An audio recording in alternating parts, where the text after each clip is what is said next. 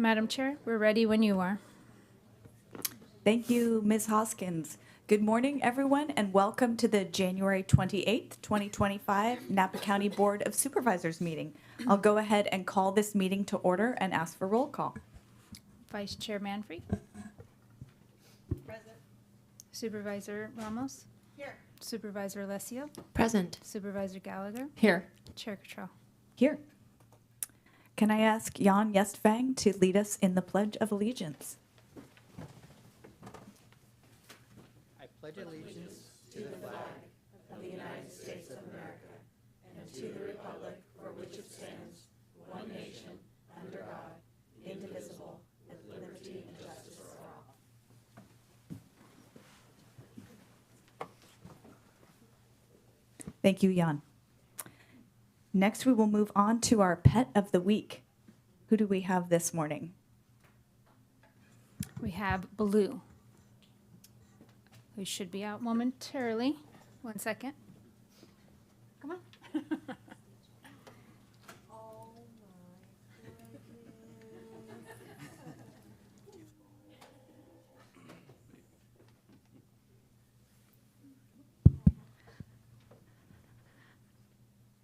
All right, good morning, and what can you tell us about Baloo this morning? Hi, everybody. So this is Baloo. Baloo is a 5-year-old German Shepherd Rottweiler mix. Baloo's been at the shelter since July, so he has been really close to 200 days since he hasn't been in a meet and greet, hasn't been adopted, hasn't really got a lot of attention. But some of my favorite things about Baloo is when new volunteers come to the shelter, he's one of the first large dogs that I introduced them to.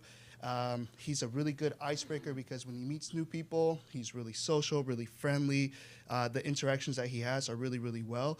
And everybody has that same question. Oh, it's like, oh, why is this dog still here? He walks really well on a leash. He makes you look like a professional. I know I take advantage of that when I take him out for walks. So people think that I know what I'm doing.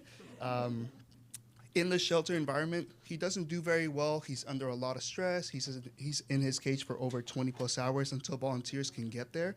But once he gets outside, he decompresses, he mellows out, and then he just shows you what kind of affectionate dog he is. Great, thank you. And he's super calm and friendly here today, so Yeah. that's great. And I love the coloring on his feet too. Yeah. So, and a reminder to everyone that adoption fees will be waived for Baloo this week, so please stop by the shelter and get to know Baloo. So thank you so much. And we're going to take a moment now, and Director Steve Leder is going to say a few words. Yeah, thank you. Thank you, Ann, and members of the public, and Luis. So a couple of comments, animal shelter related. First off, we do have a new animal shelter supervisor, and that is Luis Amberts. So congratulations to Luis on his promotion. And then very sad news. Kelly Tracy, former animal shelter everything, who retired just a couple weeks ago, passed on shortly after, I think it was Monday of last week. So just a sad note, Kelly was with us for 33 years in various positions, and just very sad. So I just wanted to, many of you have met her. She's been here with Animals of the Week, and I just wanted to pass on our, our condolences to her family and all. So thank you. Thank you so much, Steve, for helping us remember that. And welcome, Luis, and nice to meet you, Baloo. So with that, we will move to the proclamation now.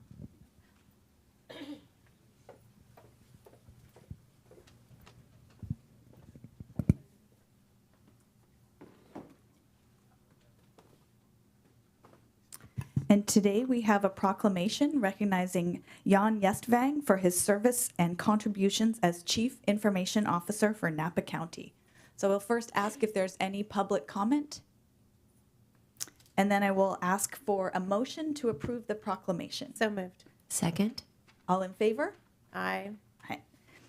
Motion passes unanimously. All right, so I'm going to come down to the well and read the proclamation, and I'll ask.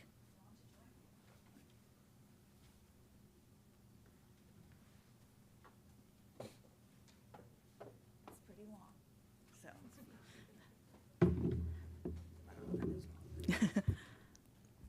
so. Okay, Jan Jestvang. Jan Jestvang has served Napa County with great distinction as the Director of Information Technology Services, dedicating 23 years to enhancing the county's technological capabilities and ensuring the highest level of service to its citizens. Jan earned a degree in computer science from California State University, Chico, and began his professional career with Tandem Computers Incorporated and Golden Gate Technologies before joining Napa County in 2002. Under Jan's visionary leadership, Napa County's IT department has undergone a remarkable transformation, including the modernization of legacy systems, the replacement of outdated IT infrastructure with scalable and efficient solutions, and the enhancement of government operations and citizen services. Jan played a crucial role in establishing our cybersecurity framework, ensuring that our technology initiatives align seamlessly with the county's goals of accessibility and transparency. His ability to communicate the complex technical concepts in an inviting way has fostered trust among stakeholders and secured vital support for these initiatives. Jan is an influential leader beyond Napa County, serving as president of the California County Information Services Directors Association and contributing to the advancement of information technology across the state.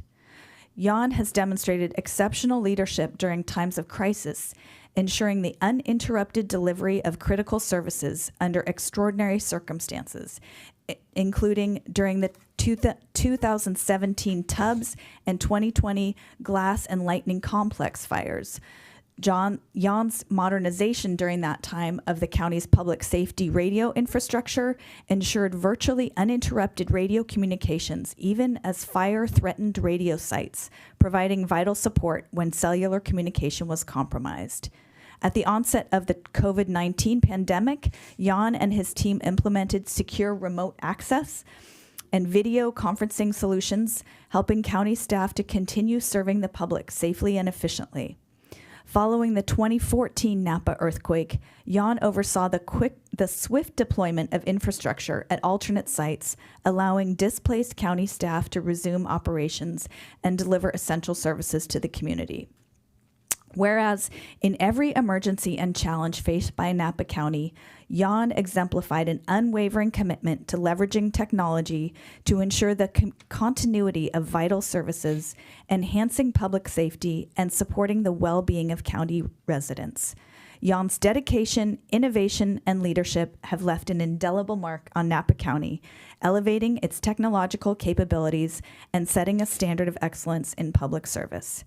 And I also just want to call a shout out, and I'm sure so many of my colleagues know, Jan has helped all of us with computer problems over and over. So for that, we are all grateful. Now, therefore, be it proclaimed, this Board of Supervisors, County of Napa, State of California, on this 28th day of January 2025, does hereby recognize, honor, and celebrate Jan Jestvang on his retirement from a distinguished career in public service. We extend our deepest gratitude for his invaluable contributions to the county and community and wish him much happiness, good health, and quality time spent with friends and family. Cheers to your next chapter. Congrats. You want to say a few words? Hi, members of the board. I'm going to wedge myself in here. I work directly with Jan, and retirement's a big step. And I want you to know that all the people outside of work, in your life around you, your family, your friends, all those people that love you, that's way more important. And having more time with them to spend with them is really a big deal. So I congratulate you on that. I just wanted to say that really appreciate Jan's leadership. I've been here for a short time comparatively, but one of the things I wanted to point out that a lot of people may not know that don't work with him regularly is the kind of man that he is. He's very kind, gentle, and it's a demeanor that has served our organization well in terms of the management of IT, the customer service that's provided by IT. It's really helped develop a culture in that division that I think will continue and be sustained. And I just want to thank you for everything that you've done for the county. Thank you. It's been a pleasure knowing you. Thank you.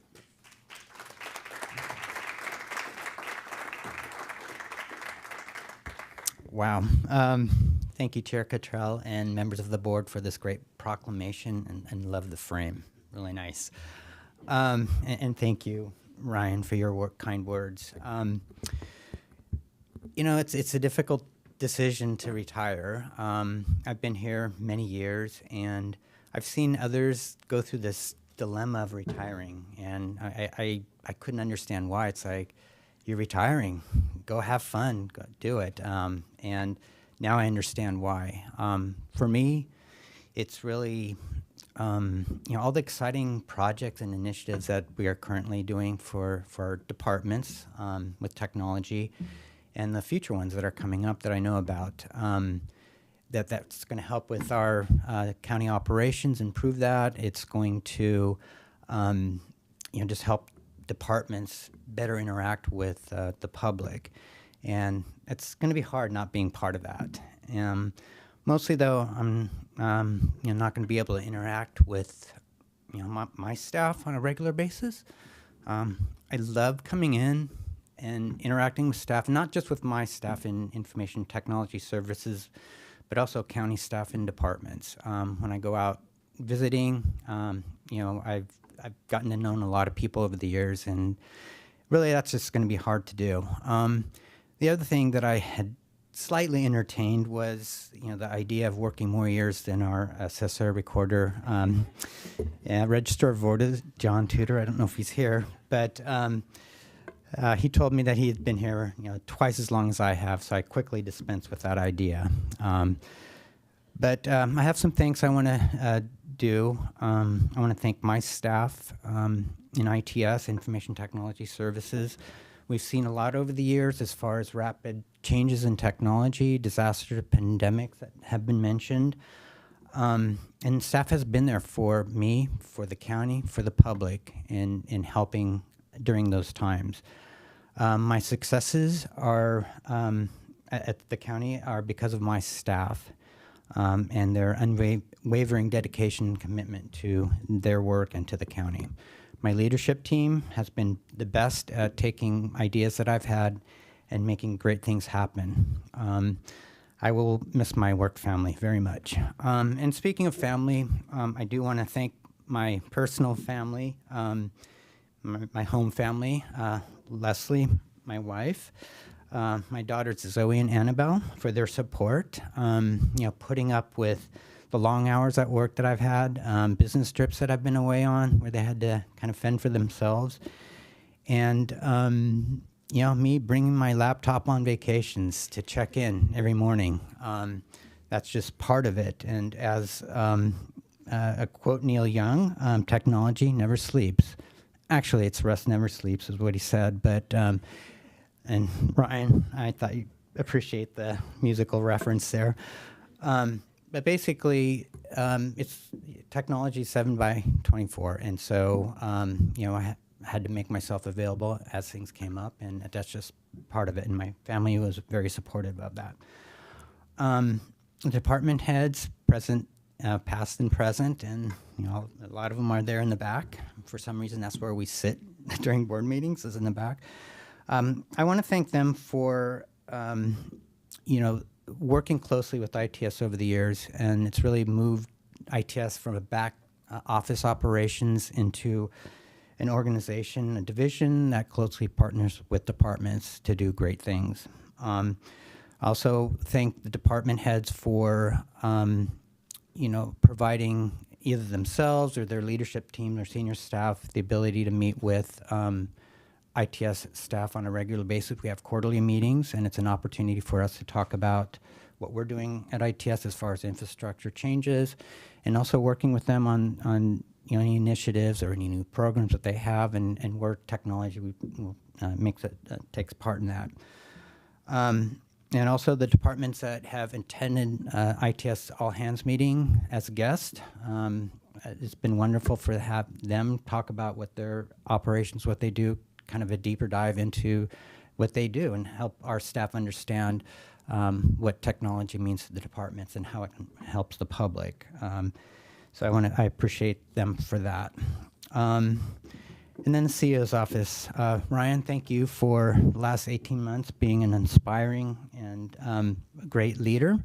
Also, thanks to your staff, Becky, Holly, John, and Neha, and their teams for always being available to me and my staff, providing guidance, and being a sounding board for changes that I wanted with ITS, and in general, just keeping me out of trouble.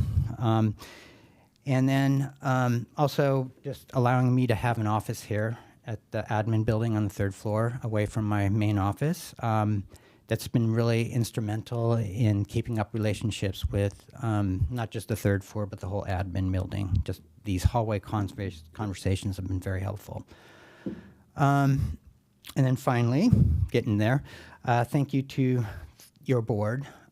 Supporting ITS initiatives throughout the years has been great, providing me valuable feedback during my presentations in front of the board. I do appreciate it and take those to heart. And also individual board members participating in larger initiatives such as broadband. And, in that context, just kind of navigating the state and navigating other political environment. It's been very helpful. And I'd be remiss if I didn't also do a shout out to your board aides who have been great at scheduling meetings with me to meet with you individually, or just to send any items to you that I needed feedback and advice on. They've been really great in helping with that. So thank you to them. That's it. That's all I have. It's been a privilege and honor to serve the county for over 22 years, and thank you so much. I appreciate it.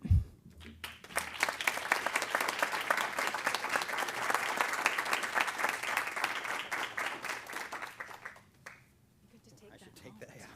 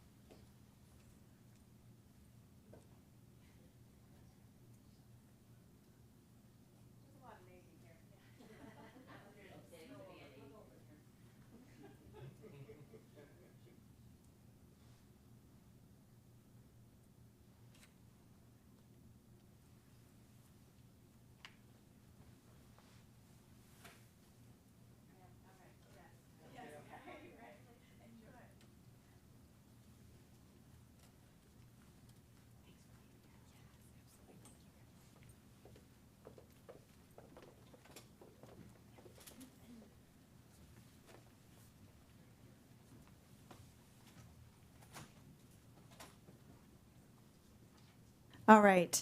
Thanks, everyone, for helping us be a part of that retirement. All right. So we will now move on to our consent calendar. Before I begin the remainder of the agenda, I am going to announce that item 13A has been dropped from the agenda. So we will move on to our consent calendar special districts. And I know we have one item that will be pulled from that, which is item 5B. So with that, we'll pull that item, and I will ask for public comment on 5A. No public comment in the room. Anything on the phones? All right, thank you. So may I please have a motion? So moved. To approve 5A. Excellent. A motion from Supervisor Ramos and a second from Supervisor Manfree. All in favor? Aye. Aye. Any opposed? Motion carries unanimously. Now we will go ahead and take the remainder of the consent calendar. I know that we have items 6G and 6Q that will be pulled.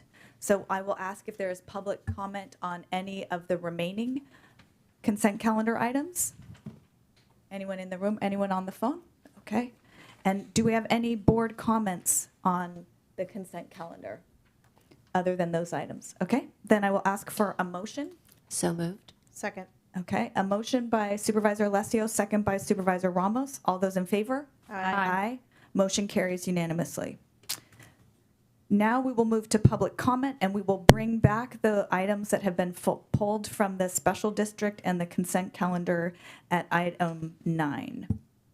So is there public comment in the room today? Come on up to the podium, please. General public comment? Yep, yeah, for things not on the agenda. And if you can state your name and your address. Sure. And we've got a 3-minute timer up there, so if Sure. you could keep your comments to 3 minutes. Thank Okay. you. Chad Williams, 3367 Atlas Peak Road. This is regarding the 2017 fire. 2 months after the fire, the residents, the victims, were told from the county that regarding the roadways, that they would be repaved. First, they had to replace the signage and the guardrails and stuff, and then the residents were allowed back in. But they would repave Atlas Peak Road, but not after a period of a few years, that they wanted to make sure all the rebuilding had been done. Well, we're going on 7 years and it still hasn't been repaved. There's really bad areas. There's also an area around the 3300 block, where the hillside comes down and there's a guardrail. It's not even 14 feet wide. So in a future disaster, wherever to happen, you're going to have issues with the fire trucks trying to come up, residents come down. I mean, we have that issue now. When there's large vehicles, you have to kind of pull off and wait and let the vehicles go through. So that's another issue that I'd like to see addressed. But I'm wondering, what is the status of Atlas Peak Road getting repaved? All right, thank you for the public comment. I appreciate that, Mr. Williams. All right, is there any other public comment at this point? Okay, if not, I will go ahead and close that item and move us to item number 8, Board of Supervisors reports and announcements. Do folks have items this morning? I'm waiting for my box to light up over here. Oh. All right, so we'll go ahead with Supervisor Gallagher and then Supervisor Alessio. Sorry, we got to that so fast. I didn't have my notes up. Well, first of all, I want to thank the ACO Auditor Controller's Office for the annual financial report. Very comprehensive. I know so much work goes into that, and just wanted to say thank you for all of the work, and I'm sure you'll get the GFOA award again, which will make a big 20 years. So looking forward to that. Just wanted to let everyone know that the Bay Area Air Quality Management District has changed its name to the Bay Area Air District. So it is no longer BACMID, it is just bad. I know, it's weird. So that's an interesting one. So a couple more on the serious side. A few things that I'd like to come back to the board.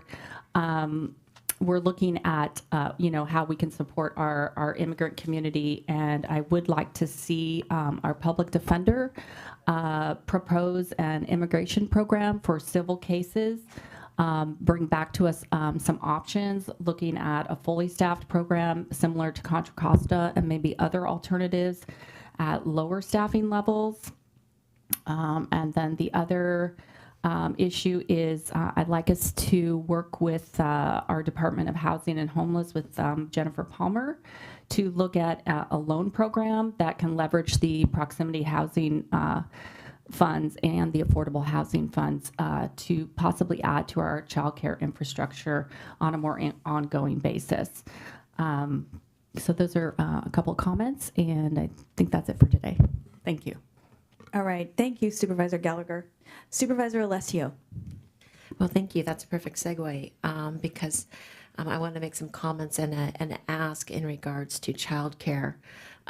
As we all should be aware, the availability of childcare, especially infant care and preschool, is at a critical shortage here in the county of Napa. This issue has only gone worse since COVID, as many small home-based childcare facilities had to close and never reopened. Last spring, our public health department identified access to infant and preschool as a top identified need, which was documented in the 2024 Community Health Needs Assessment. This issue was also a priority for me while I served on City Council.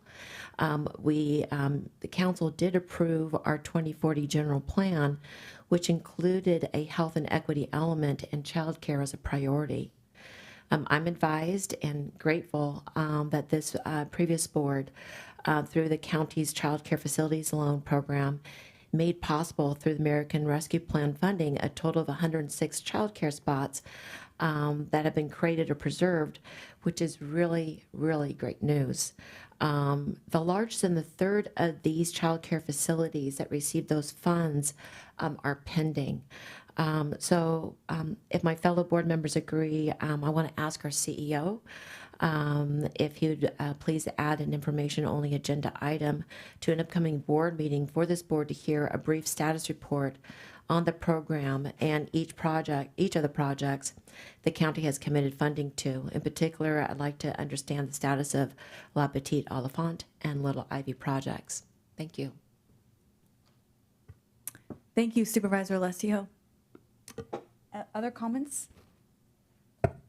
Supervisor Ramos. Yes, if I could just go ahead and clarify that perhaps it would be best for the CEO to bring a full ARPA presentation back, as we do have multi-year allocations from our ARPA dollars, and childcare came out of that. So to be a little more holistic, to see where we're at in our expenditures. One of the things we did say last year on making those ARPA expenditures, that if all the funds were not expended in one category, we would revisit reallocations of those categories. So I think that this would be a prudent time to roll that in together. I love your new acronym of BAD. I don't think I can compete. I'm still ABAG. I want to extend some congratulations to Supervisor Manfree, who was appointed by ABAG to serve on the San Francisco Bay Restoration Board. That's our Measure AA. No, I did it twice. Our AA funds to fund the Bay Trail and to really look at restorative work around the Bay itself. And we have some real key connection points that need great minds to come together. So congratulations to Supervisor Manfree. Thank you. All right. Thank you. Congratulations, Supervisor Manfree. I had two items. One is informational. I took the Vine bus to work couple weeks ago. Thank you to Ashley Tencher, who is a Yountville resident and involved in the advisory committee for NVTA.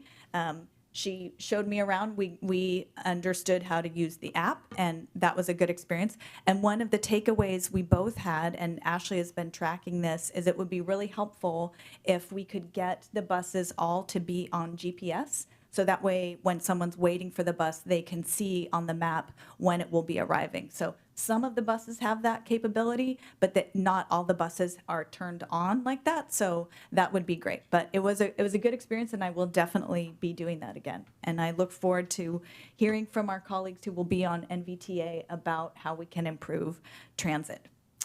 And then my second item is, I think, if I were to give a status report on District 3 today, I would say it's clear, cold, and slightly congested. We're lucky to have a new traffic signal at Deer Park and Silverado, and I think the substance there makes a lot of sense. I'm concerned because I'm seeing a lot of feedback on Facebook about the backups with the new signal. So I know that timing that signal is something we could change, but I know we have Director Leder in the room. I would love to hear a little bit about the process and how residents can communicate directly and hear directly from your department. Yeah, thank you, Chair Cottrell, members of the board. Yeah, I can report it was about 34 degrees out there at 7 o'clock this morning as I was timing the traffic signal. So we have been observing and getting comments from the public consistently over the last several years that the traffic at Silverado Trail and Deer Park has been getting worse and worse and worse. We've been seeing backups from the south back past Pratt, from the north back past Lodi Lane. So clearly the intersection has not been operating. So looking at that, we have had a flashing signal there for decades, actually. I mean, effectively it's a four-way stop, but we had a flashing signal there. So I inquired, because I wasn't sure, whether the guts of the traffic signal were there, and the answer was they are. Basically the question was, what did we need to do to turn it on? And the answer was we needed to turn it on, need to throw a switch. So we've been looking at that over the last couple of months, and we did throw the switch after a lot of signs and posting and whatnot over the last couple of weeks. And what we saw yesterday was we made significant progress at clearing up the backups on Silverado Trail north and south, but created a bigger backup coming down the hill from Angwin, the westbound direction. So today we are going to look at that signal timing to see if we can readjust the timing to reprioritize or add additional priority to that westbound direction to see if we can balance that up without losing the gains that we have on Silverado Trail. So it's going to be a little bit of a trial and error. Been a lot of comments, and I was really actually happy to see we got a lot of comments about why didn't you put it in a roundabout, which is so wonderful because oftentimes if we put in a roundabout, we get comments, well, why did you put it in a roundabout? So a lot of support for a roundabout, and I actually would like to do a roundabout there, but unfortunately, we just don't have that in the budget right now. The roundabout would be roughly $3 to $4 million. We do have it in terms of an idea in the long-term plan to do that, and at some point, if we can find the funding through whatever mechanism, that is one of the first places I would like to do a roundabout. I think it would work really well there. But effectively, we could do the traffic signal for almost nothing, and the roundabout was going to be very expensive. So that's what we tried. So that's where we are. We're going to do some timing adjustments today. I have communicated with a number of people in Angwin today, and I've provided them some information, which I've encouraged them to share on their own social media sites, and certainly the county can share that information as well. And we'll keep tweaking it. I can't imagine. I mean, traffic signals are not new things. I mean, they've been around for 100 years, and ordinarily traffic signals make things better. Oddly enough, there's one at the corner of, I think, 128 and Petrified Forest in Calistoga, which for some reason has always made things worse, and I don't understand why. But generally, traffic signals do make things better from the standpoint of moving traffic, and we should be able to get it. If for some reason there's something unique and we can't make this work, we can always back out. Like I said, we don't have a big financial investment in it. We could back out of it, but I'd like to think we can make this work and solve a problem that we've been hearing about for a long time, and frankly, a problem that's not going to solve itself. It's just going to get worse. Yeah, thank you very much for that background and the plan update. I'd like to suggest, because I think one of the issues here is the communication of it. I think, and I'm also, it's helpful to hear what you're saying, that you've been tracking the backups there and seeing a problem. And I think what I'm hearing from residents is, hey, this worked fine, and now we have a new problem. So I'm wondering if we can get some messaging out, maybe working with our communications team so it's coming from the county, but then with a direct contact for your team that says, here's why we did it, here's where we are. And this piece about the need for some trial and error makes sense, but I think it's really frustrating for residents who showed up there and aren't sure if this is the status quo going forward or what. So thanks for that report, and it would be great. I'm looking at Ms. Dawson to see if there's a way you guys could work together on some messaging.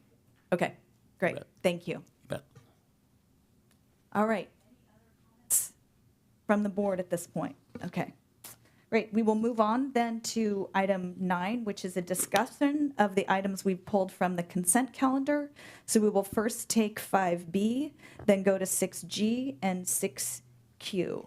I'm going to ask if there's public comment on any of those 3. No one in the room? Anyone on the phone? All right. Then I will bring up item 5B. Do we want to, Supervisor Alessio? Thank you, Chair. I pulled this item. I have a particular personal interest when it comes to cemeteries, pioneer cemeteries. On a personal note, I grew up with the Yountville Pioneer Cemetery. My father was the president of the cemetery for 53 years, which was a volunteer position. As we know, cemeteries are sacred ground. And these small pioneer cemeteries, it's really easy for them to kind of fall behind and be forgotten. And that certainly happened in the history of the Yountville Pioneer Cemetery. And it took a lot of engagement from folks in that community in the town of Yountville and commitment to keep it going to where it is today. And it is still ran by a private association, cemetery association. So I was really curious and interested on this subject. As I was reading the amendments for the bylaws, I had a few concerns just based on my life experience. One concern I had was the terms for the members of the committee. It's a committee of residents that live in the district, which is fantastic. But the terms are 2 4-year terms. And I can tell you my experience has been that it's very difficult to find dedicated community members to want to be interested in caring for a cemetery. You find a few, and they're very passionate about it, and I think I would like to revisit that because I can only anticipate, and it was confirmed because I did reach out to staff, that they are having a hard time keeping committee members and getting folks on this committee from that area. So I'd like to rethink terms and maybe expand that, broaden that, so folks who do want to spend a lifetime or a part of a lifetime, as my father did, they have that opportunity, and the cemetery is really being cared for. The other area of concern was the change of having the authority for burial certificates to be solely on the district manager, which is a county staff person. And so in this,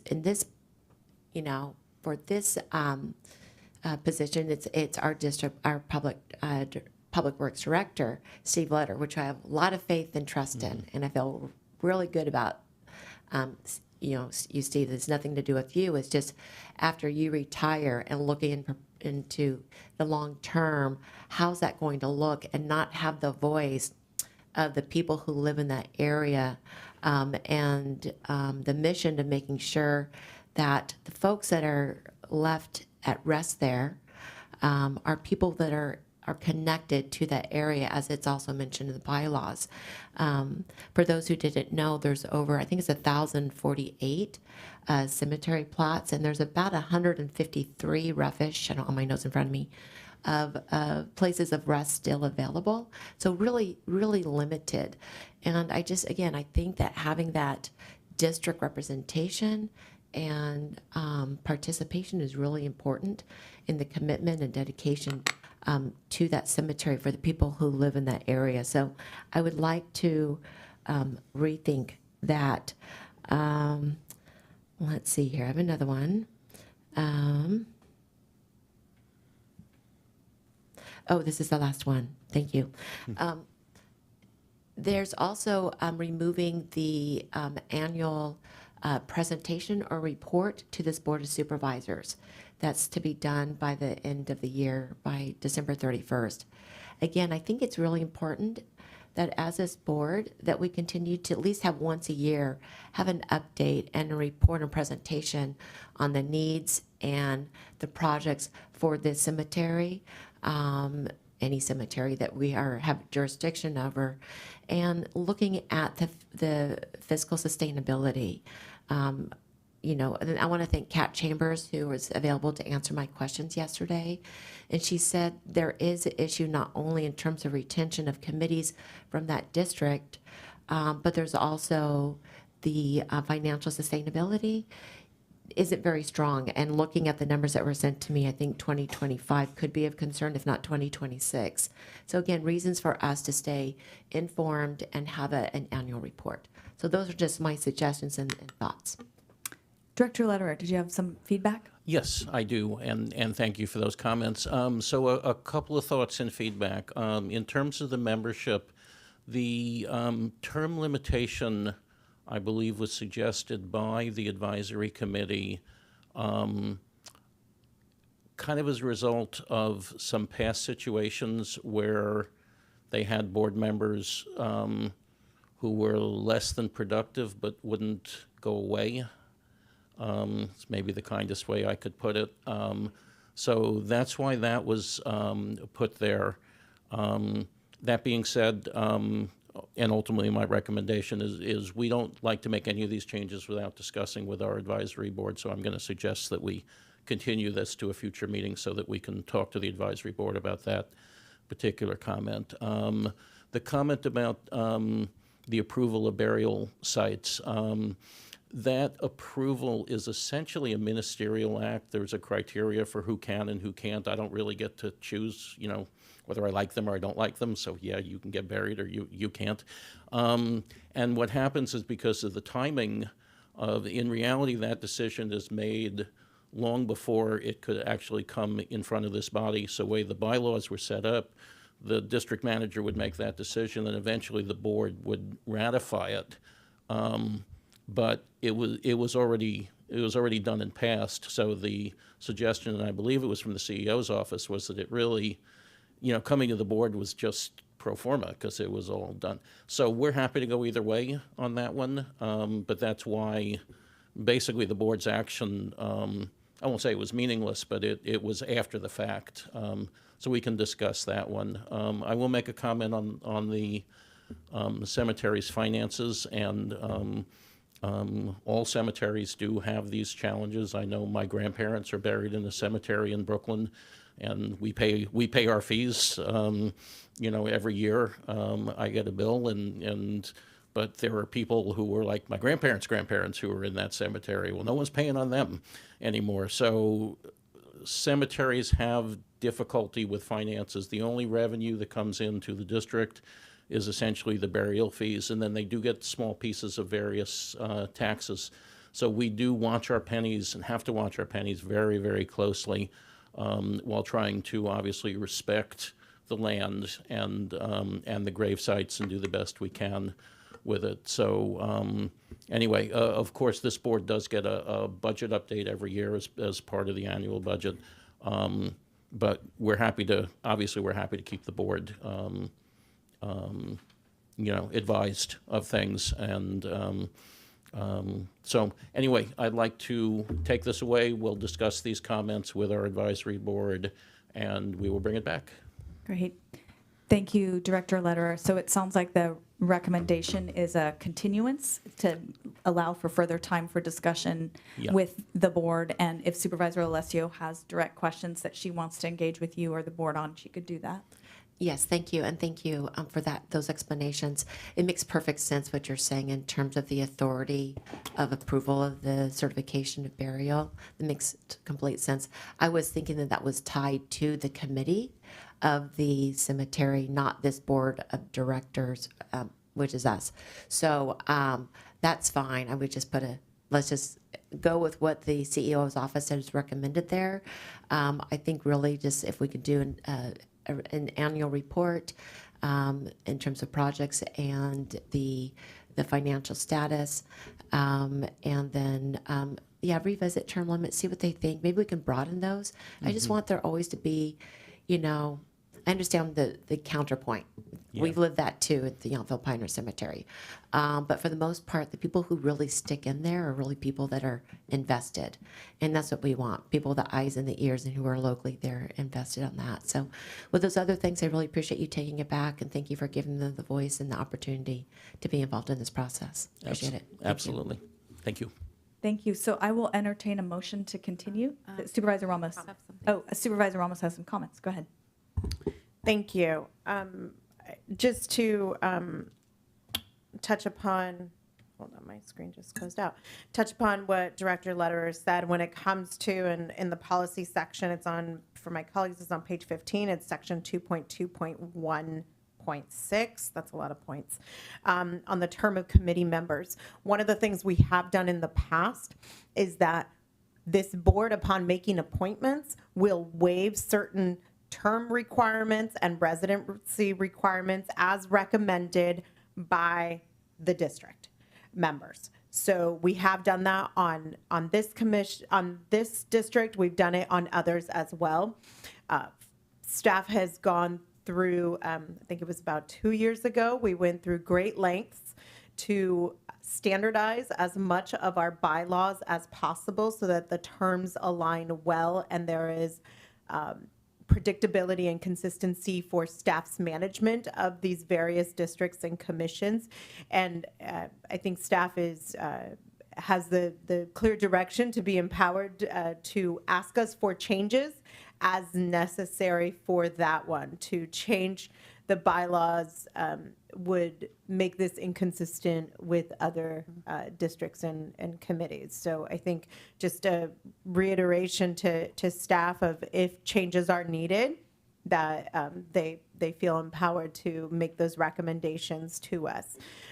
In terms of the report to the board, I think this is another topic that we've talked about when it comes to these boards and commissions. I believe I brought this up about 2 years ago. There should be one day where every board and commission and district that this board is responsible for and that is in an advisory capacity comes to do a presentation, whether it's the Veterans Commission, whether it's the Monticello Cemetery District. Sorry, I'm throwing another board meeting day into our calendars, but I think it is important for every single commission and committee to come before us. Not just on the finances, we get this big old book on the finances. I think it's really important for us to hear from them, what's important to them, what their priorities are, and for us to have that. I would say, Mr. CEO, sometime before budget would be really great as we move forward, but I do think that this, instead of canceling presentations, I think we just need to have a dedicated day where we can hear more in a workshop type style from each of the districts, commissions, boards, whether statutorily required or elective to us. Thank you. Thank you for the comments. Supervisor Gallagher. Yeah, I just wanted to piggyback on Supervisor Ramos. I believe what we say for every committee is that the member and the alternate shall be appointed for 4-year terms, but we don't say how many 4-year terms they can actually have, because I remember coming as a in another role, trying to get my terms changed on my board, and as Supervisor Ramos said, it's an attempt at consistency throughout all of the committees, and so I don't believe that it doesn't matter if somebody serves 2, 3, 4, 5 4-year terms. It's never actually made a difference. I'm not seeing the language that it's limited to. Yeah, if we can get clarification, I read it because I I'm just read reading it as members of the to- committee and alternates shall be appointed for 4-year terms. And It so doesn't I give a don't think limit. it says there's any expiration. So, and that's consistent with all of the other committees. So County Council just looks in like yes. in an effort to keep it consistent. Yeah, I'll say I'm not sure, and we'll look into it. Great, We'll let you'll you get know. back to us. Perfect. All right. Ms. Bratton, did you have any comment? Same as Mr. Letterer. I don't see it in the language in front of me, but we'll bring the item back. Okay, great, thank you. So with that, I think the suggestion is a continuance, so if I could get a motion for that. So moved. Second? Okay, a motion by Supervisor Ramos to continue item 5B, a second by Supervisor Alessio. All those in favor? Aye. Aye. Any opposed? Motion passes unanimously. Thank you, Mr. Lederer, for the update. All right, so we will now move to item 6G. And Supervisor Gallagher, did you have a question that you wanted to ask on this one? Or Supervisor Ramos? No, I'll start. I just had a couple of, this is not even on anything that's redlined, but just going through and reading the whole thing. It's really important, I think, that hi, Daniel. We be consistent around board priorities. So we do say that in a lot of different places, but I just found a couple of other places where I think we might want to add that. So in guiding principles, number 8 on page 7, we say, County administers a number of costly state programs that are primarily funded by state and federal dollars. Recognizing the limitations on the county's ability to increase discretionary revenues in the event of a reduction in resources for these programs, the county's goal, to the extent legally possible, and I would suggest changing that to the extent possible given legal requirements and board priorities, is to not backfill reductions in state and federal dollars. So just again, putting the board priorities in there. And I have one other place, page 9, new or enhanced discretionary programs. Departments shall not propose new or enhanced programs unless those programs are fully funded, including overhead costs, or if the program is required to fulfill a legal mandate. And I would add, or fulfill a board priority. And so I just seen that in places, but not seen in others. I just thought we should be consistent throughout. So those are just a couple of suggestions. Madam Chair. Yes. CEO. May Also. Supervisor Gallagher, board members, we acknowledge that and we will work on that. I would suggest that we bring those two ads back on a future immediate board agenda just for a vote. And we will bring exactly what you had asked back for a vote of the full board if that's okay. Thank you. Supervisor Okay, Ramos, thank did you want to add in? Thank you. I actually do think that this item requires more discussion, and I think more eyes on it, not just from the backfill policy, but from a few other things that I'm going to mention. So Supervisor Gallagher, when it comes to the backfill policy, the no backfill policy, if we add in the language, unless it's a board priority, we are negating our no backfill policy. And so if that's the case, then that is an entirely new policy decision that I think does in fact require us to have a full-fledged discussion on if this board is ready for that. I want to go through a few of the pages with staff. One of them is the looking at the annual budget policy guidelines and for this mid-year budget review. One of the pages I want to start off looking at is page 3, and that is to maintain sustainable levels of county contribution. I'm on the, let me see. On page 3, the maintained levels. One of the things that I see between pages 3 and 4 is that we have calculated the contribution, the MOE, the maintenance of effort for transportation, but we have not done that for the general fund's contributions to HHSA. And I know we had discussions about this last year. And I would like us to revisit this. And I think I'm going to conflate a couple of things, so carry them over for 6Q when I have that discussion. But in light of the President's executive order yesterday of no loans and grants being given, I am incredibly concerned that there may be federal funding not yet received for which we have programs on that we don't have a contingency assignment for securing the deliverables of those programs. And one of the places where I feel that we have greatest uncertainty is in fact within HHSA. So I would like us to have a discussion as to why we wouldn't in fact designate and calculate the general fund contribution over to HHSA. Next, my understanding is that the last time we revisited the MOE and the roads contributions was Measure T1. We are now in Measure T2 coming up with the ability to bond included and with regional projects, and we have SB $1. I think it's incredibly important for us to revisit the roads calculation, maintenance of effort contribution. I mean, this morning we were just told we don't have $3 million for a roundabout, and if people want a roundabout, give them a roundabout. But we need to figure out where that money's coming from, what is eligible for, and what that contribution is. I'm not at all opining whether it should be up or down, but if we have the ability to calculate the MOE for roads, I think we should be doing the same for HHSA. My next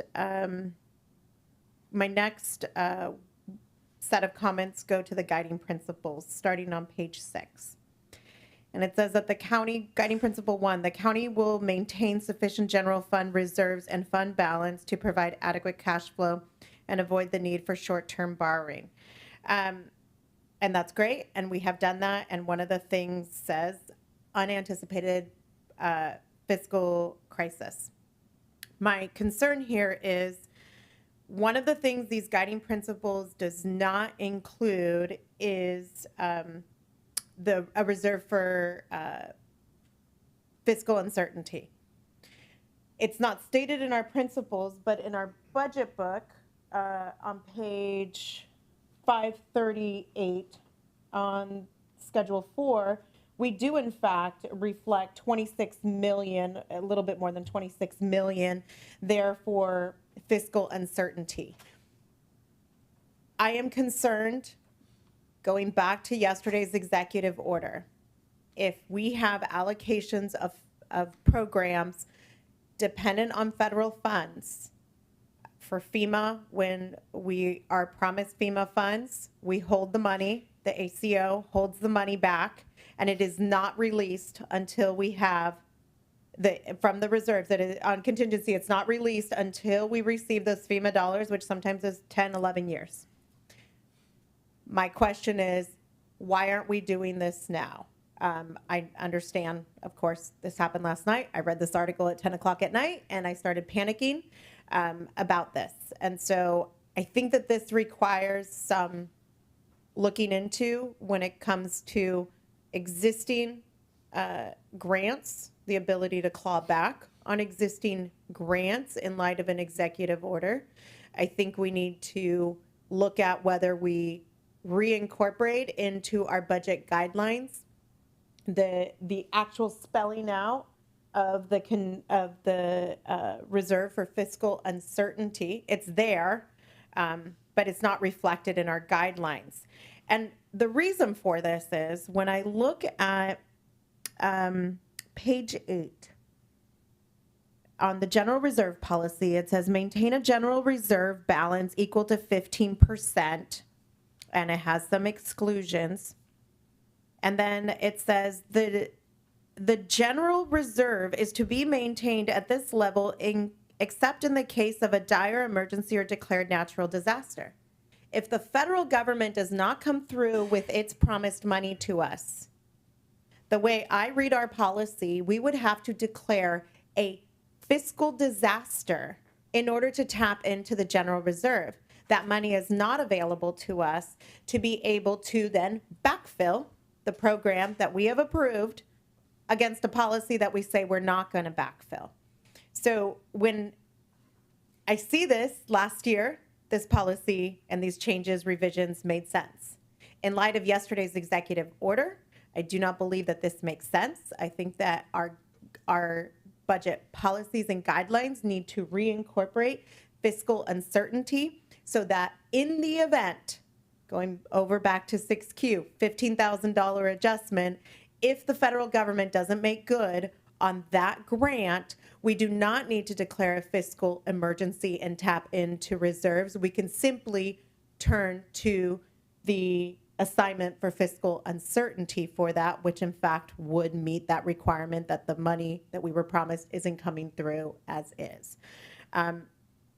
The next one that I wanted to talk about on guiding principle 14, which is on page 7, it says one-time resources will be spent on one-time expenditures. Revenues which have been received for multiple consecutive years may be treated as ongoing revenue. My concern with this is if we have a 2-year allocation And we hire employees based upon a 2-year grant cycle. Is 2 years, since it's multiple consecutive years, does that get treated as ongoing? And then if those funds come to an end, we now have additional employees that have been hired. When I look at the growth that we have had in this county, my hope is that the growth in employees is commensurate with the services that we are delivering, and it is commensurate with the increases in revenue that we have experienced. But I actually don't know if that's the case. And so I think it would be prudent for us to come back and to understand over the last 10 years, how have the employee numbers grown? How has the budget grown? And how has service delivery grown? And to be able to then account for a better definition of what is a multiple consecutive year funding source, a revenue source that we can sufficiently, based upon past experience, say that's enough to sustain a hiring level. I don't know what the answer is to that. Going over to page 8, as I already talked about the general reserve, the general reserve being at 15%, with my comments of the need to turn the clock back and add in fiscal uncertainty, perhaps that allocation needs to be revisited.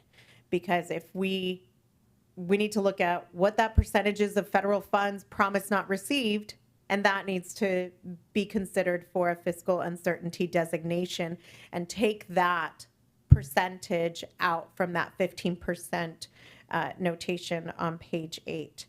And the next one on page 9, the enhanced discretionary programs. To Supervisor Gallagher's point, I think this is a conversation for this board. If we do in fact deviate from the no backfill policy, that has been a long-standing fiscal restraint on this board, and to change that, I think, needs to be a broader discussion, not simply a budget guidelines discussion. And so those are my comments. I do agree this is a larger discussion, but I do think that the executive order yesterday changed this discussion topic for us. Thank you, Supervisor Ramos. And I want to say thanks to both Supervisor Gallagher and Supervisor Ramos for bringing up a set of issues and also suggesting some potential solutions. I think there's probably a range of solutions out there. CEO Alsop. Thank you, Supervisor Ramos and members of the board.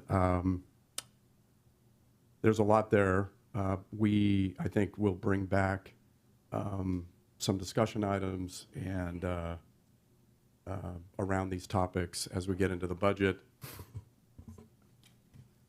I would agree on the backfill. It is not necessarily bad to want to advance certain goals in a community. That's totally fine. It's the extent to which you do it, right? And we have federal and state money that flows into Napa that we're using to provide a whole slew of different social and other types of programs. To the extent that those get cut, we are not prepared to sustain programs like that, of that size and scope, as a county, and neither are any other counties to my knowledge. So as a best management practice, most counties have a similar policy to that here in Napa, but we certainly can discuss it. The other thing that I would say is your board holds me accountable and responsible for providing you a budget, a recommended budget. That's my job. That's part of my job. You provide me authority to control, develop. I'm trying to think of all the other words that are in code, develop, code, manage, et cetera, a budget.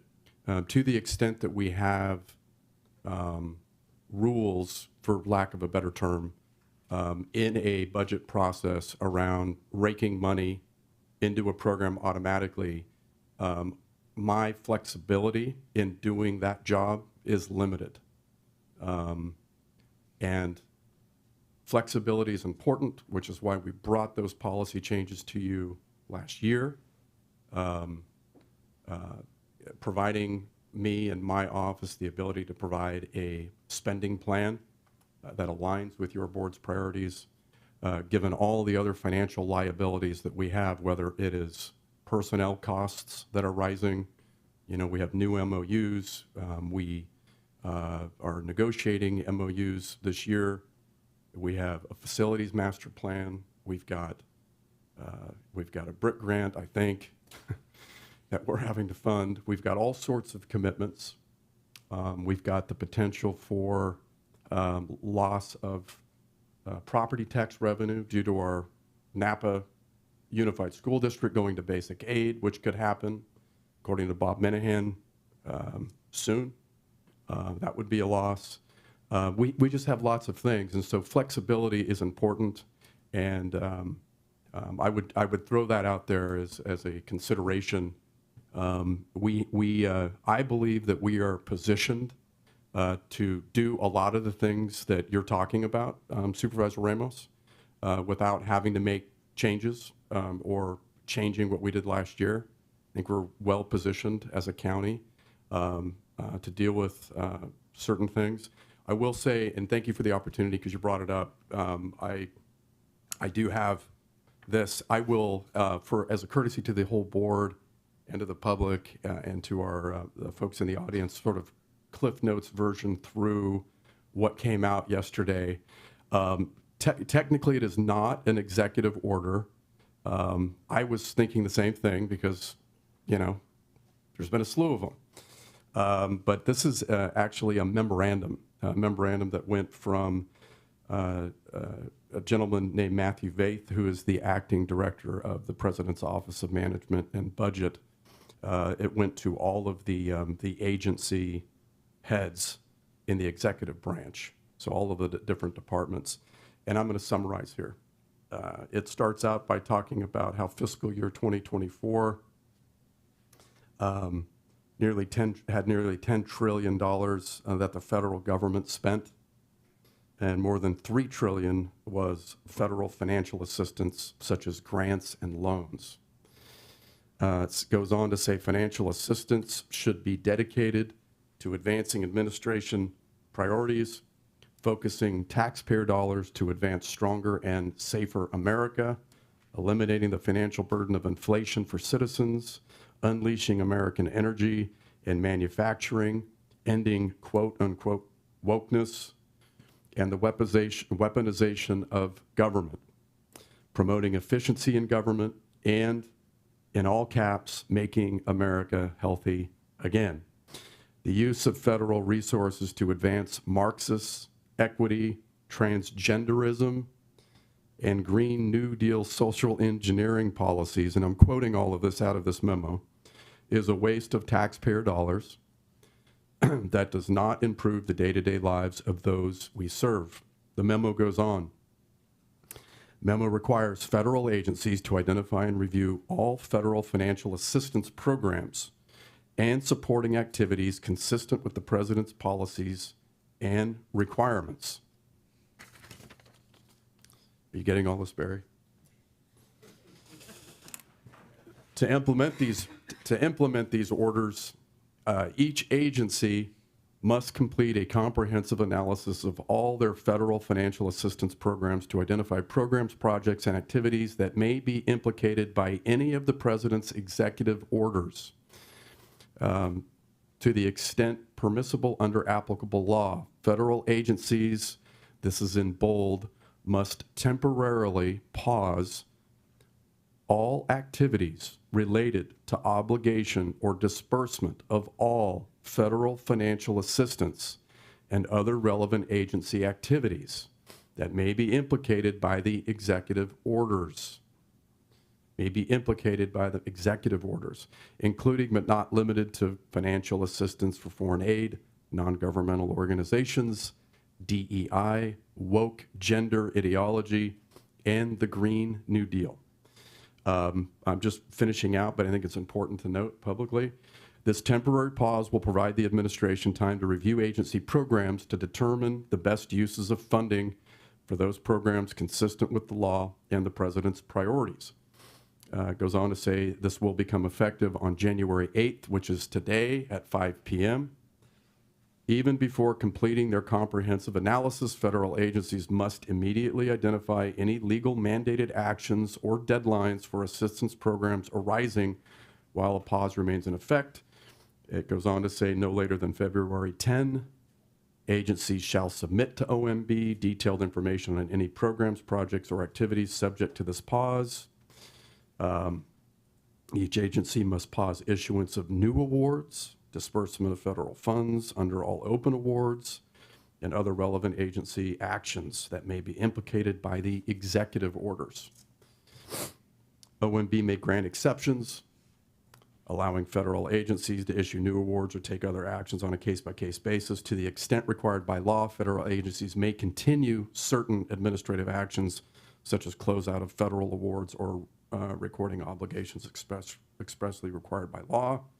Lastly, agencies must, for each federal financial assistance program, assign responsibility and oversight to a senior political appointee to ensure federal financial assistance conforms with administrative policies. Now, I want to say, you know, if you're in a county and a county government, that's a little bit disconcerting. We don't know anything about it. We don't know details. This came out last night, and I'm sure that all counties across America and everywhere else are looking into this and trying to figure out what it is. Obviously, we have a big grant program, BRIC, that's being administered by this county. It's worth $50 million. We're headlong into that, phase one. Obviously, our team is contacting their counterparts in DC, administering that grant to figure out what's going on. Potentially, the work that we're doing in that could be held for a period of time.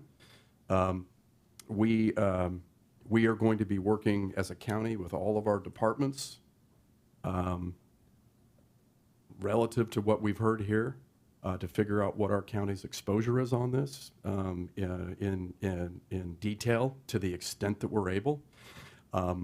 My opinion on this as your CEO, my take, is that while concerning, while we need to watch this, while we need to keep your board informed and pay attention to what's going on, this seemingly is related to how departments within the executive branch administer programs. The Congress passes things, they authorize programs, they fund programs. The administration in charge typically writes the rules on how those things are administered ultimately. It's a whole encyclopedia, a book that you can read about. It's a class I took in grad school, rulemaking. It's a very powerful tool. And this seemingly could be about that in looking into various programs and how those programs have structured various things that I noted and quoted in this memorandum. Any requirements around those things that previous administrations put in place in order to either approve or provide funding for a particular thing that has already been authorized and appropriated. And that's what I believe is going on. I hope that is what is going on because of anything broader than that is super concerning. As you know, we've got a lot of, most of what we do here, most of our budget, in fact, comes from the federal government flowing through the state. So I wanted to say that I appreciate the opportunity. That goes with my other comments. I appreciate having full flexibility and having you hold me accountable for providing a budget to you, obviously making sure that you're comfortable and sold on what we provide. But we will come back and have conversations about this based on your comments, Supervisor. Thank you, CEO Alsop. And Supervisor Ramos, I know you want to follow up here too. I think I just want to take a moment and kind of identify the general direction we're going in. I think we've heard from two supervisors concerns at a high level about how our policy and how our county can be agile in this moment and how to respond to potential changes in federal funding. So I think this is a great conversation. I like that we've flagged some specific items, and I'm going to be supportive of a continuance here to bring something back, and would love to get some follow-up feedback from anyone. Supervisor Ramos, we'll start with you. Thank you so much. While I would like to be optimistic, I'm incredibly concerned by the language. When I read that memo last night, I think Chair Cottrell got a text message from me past 10 o'clock when I read it, because in fact, I think that given that we're in a mid-year position right now, it is a very good time for us to calculate how many of our dollars are flow through federal dollars, how many have not been received. This is incredibly, this pause, I will just say this pause right now, if we were in LA County situation, this affects FMAG dollars, right? That's a pause on that allocation.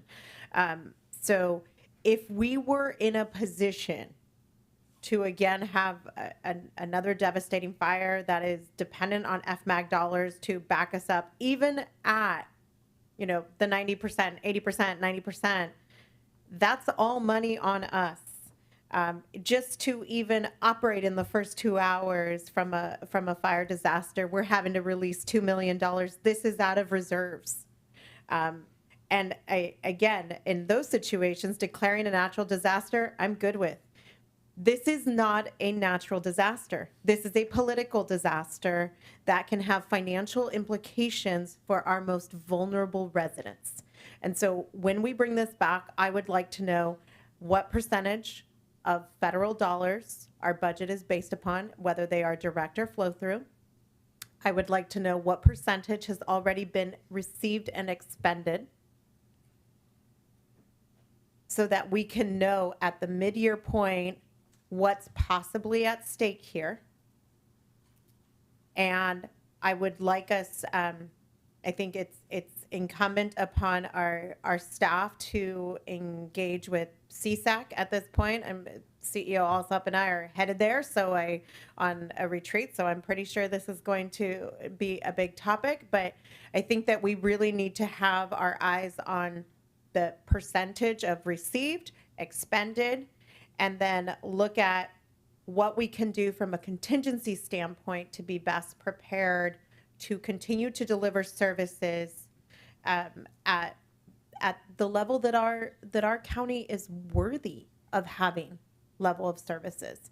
And whether that means greater flexibility or greater restraint, that's going to be a policy decision for this board to make, but we need to have that data of what's the missing delta in terms of federal dollars. Thank you. Chair Cottrell. Yes. May I just add, I learned just a few minutes ago that a lawsuit has already been filed in DC asking for an injunction and a TRO against this memo. So that's the first of many lawsuits, I imagine, but just wanted to share that. Thank you. Supervisor Manfree. I just wanted to say that I really appreciate the early attention to this item and all the information that Supervisor Ramos and Ryan Alsop have provided to get us started thinking about this, because the goal is stability and steadiness for our community and for other communities throughout the country. And, we're only going to know what this means as events unfold. It might be more rhetorical than it is literal, and the legal challenges might have traction, but we won't know until we know, right? So, I absolutely support continuing the conversation, and I'm happy to see us talking about it right away. Madam Chair. Thank you, Supervisor Manfree. CEO Alsop. You had said something about a continuance, and I just wanted to, I didn't hear anything about the actual item that we were bringing. And I would recommend, if your board, we're bringing some clerical administrative cleanup items related to our budget guide. All these other things are not part of this agenda item. They are related because it's guidelines and policies, and we will bring those back. I would ask that your board vote on this particular item that we've got on consent today. And happy to answer any questions about it. I'd be happy to try and formulate that into a motion. Have at it.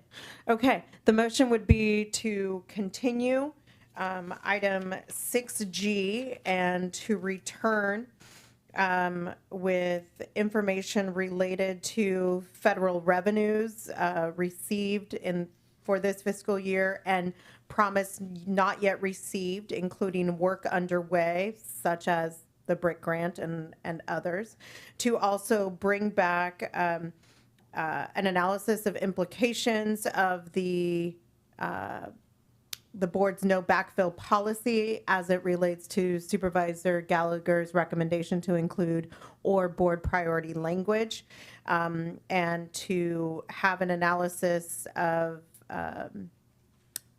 employees added, FTEs added on multi-year revenue, on multi-year revenues as it relates to being able to add additional employees and count that as ongoing revenues so that we can have a better definition on what a multi-year revenue is to be considered ongoing revenue.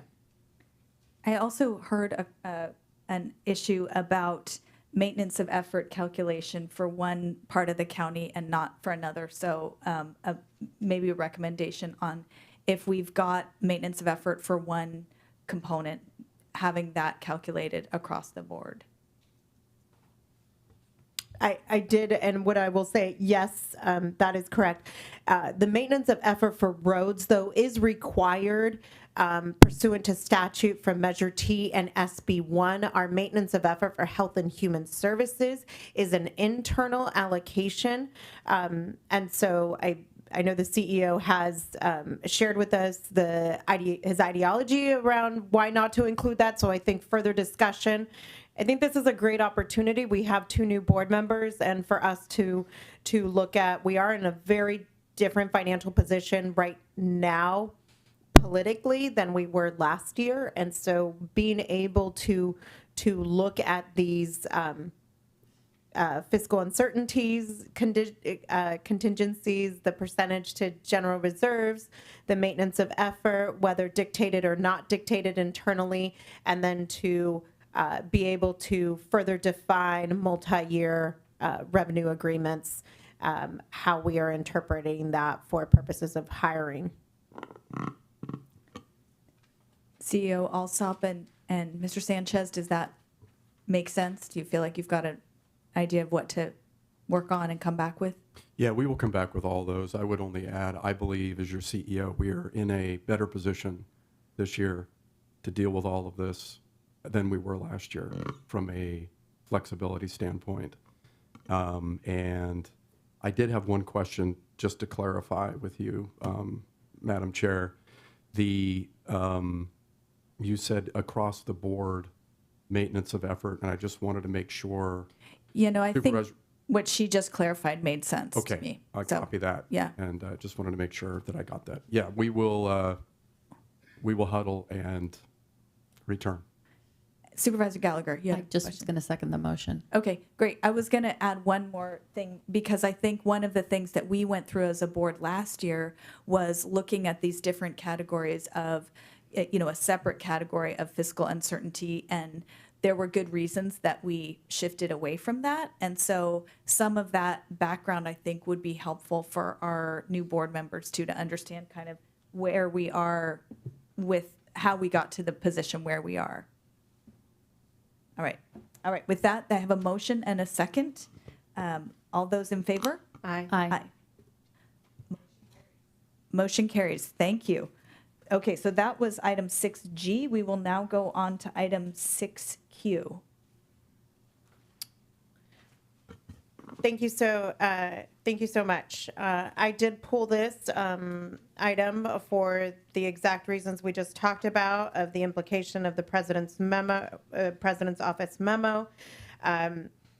One of the things, just to be very clear, I think that this change is incredibly important. Elections surveillance cameras are additive to ensuring the integrity of our democracy and our elections, and I think that that is incredibly important. My concern here is not all funds have been received. We are making an allocation to the schedule, and according to the board letter, FEMA is okay with this, but I don't think, according to that memo, that FEMA's okay is enough for us to stand on. And so for a situation like this, the language in the board letter says staff is unable to proceed and have received approval from Cal OES and FEMA to reallocate the funds to the election surveillance camera. But those funds have not yet been received. So my question is here, perhaps this is more of an auditor controller question. What if we move forward, because this is, I understand from the sheriff, and maybe the sheriff wants to opine here, but this is a total package grant program that is multifaceted. We certainly don't want to put ourselves in a position where there's clawback for work and grant programs that have already gone underway through the sheriff's office. At the same time, if this money is halted and we move forward, then it becomes a general fund obligation. And so my concern here is what happens then? This is a request for elections through a Homeland Security grant being received by the sheriff's office. It becomes a general fund obligation because the federal funds have been paused. Shouldn't that come out of the elections budget and not the sheriff's budget? And then again, this is a backfill question. If we have a grant, our current policy says no backfill. I'm a little concerned in terms of moving forward and making sure that we have the right procedures and policies in place to do the work, comply, but also be ready for a pivot. Thank you, Supervisor Ramos. Mr. Sanchez. Yeah, and the sheriff is here as well to provide more information. But from my conversation with the OES team, the grant has been awarded. A portion of the expenditures have been made, but a portion have not. The full package of it, as you mentioned, Supervisor Ramos, is $204,000, just over $204,000. And as for my knowledge, just over $170,000 of that has been reimbursed. And so the concern from the OES team is that if we don't move forward with the agreed upon process, that we might be de-obligated from what we've already been reimbursed from. And so then that would mean that the expenses that we've been reimbursed from would no longer be eligible to us. But on the flip side is what you just mentioned, Supervisor, that is if we move forward with it, that's another risk. However, staff does recommend to move forward with the item and not continue it because it's somewhat of the lesser of two evils to not be de-obligated from these funds. And the OES team hasn't received any word from our partners in Cal OES or in FEMA of any changes to date.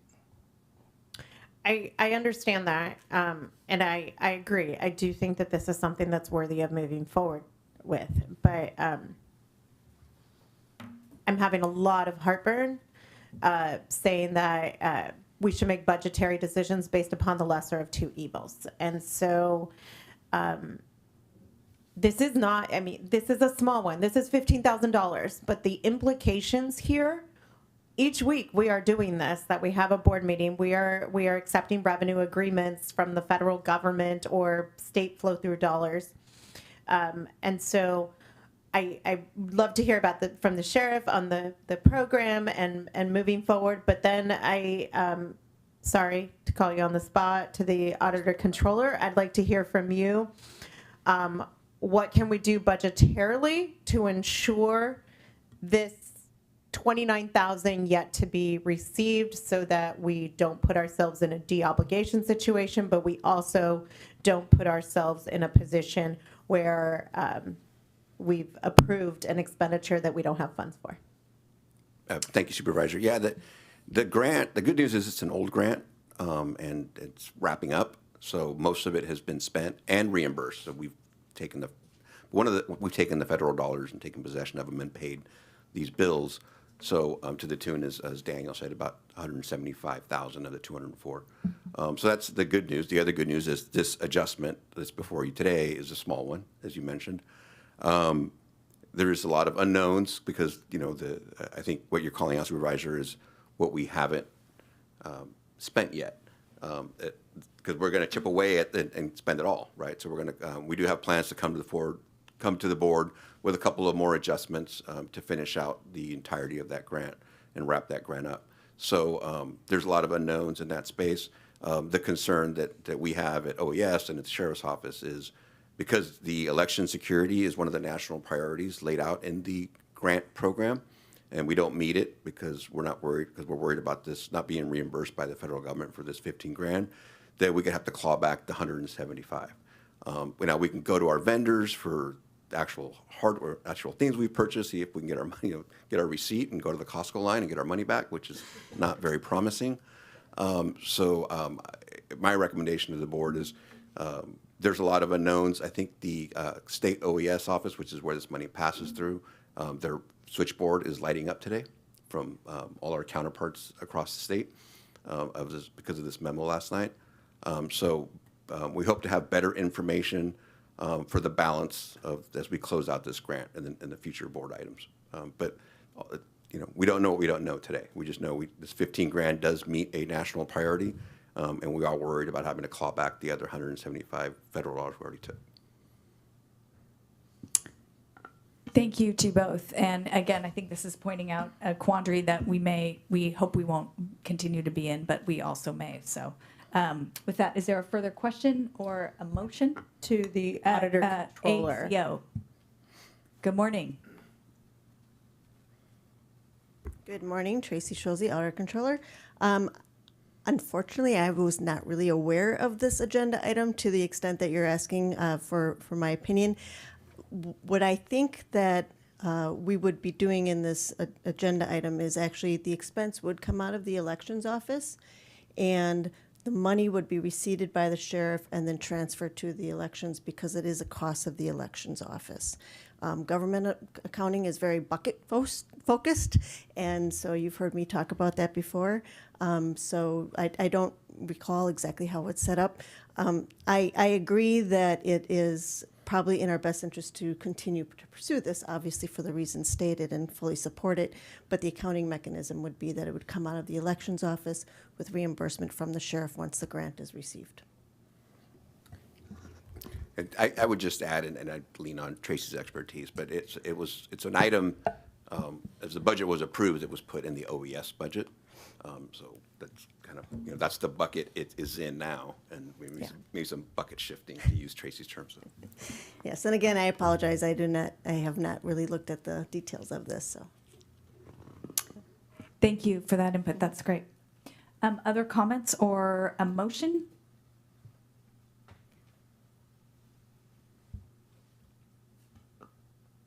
I'll go ahead and make a motion that we approve 6Q. I think we've given sufficient referral to the CEO that situations like this are a concern, but that it's in our best interest to move forward. I'll second that motion. Thank you. Okay, a motion by Supervisor Ramos, a second by Supervisor Alessio. All those in favor? Aye. Any opposed? Motion carries unanimously. We made it through our consent calendar. Yeah, let's take a break. Let's take 5 minutes. Let's come back at 10:42.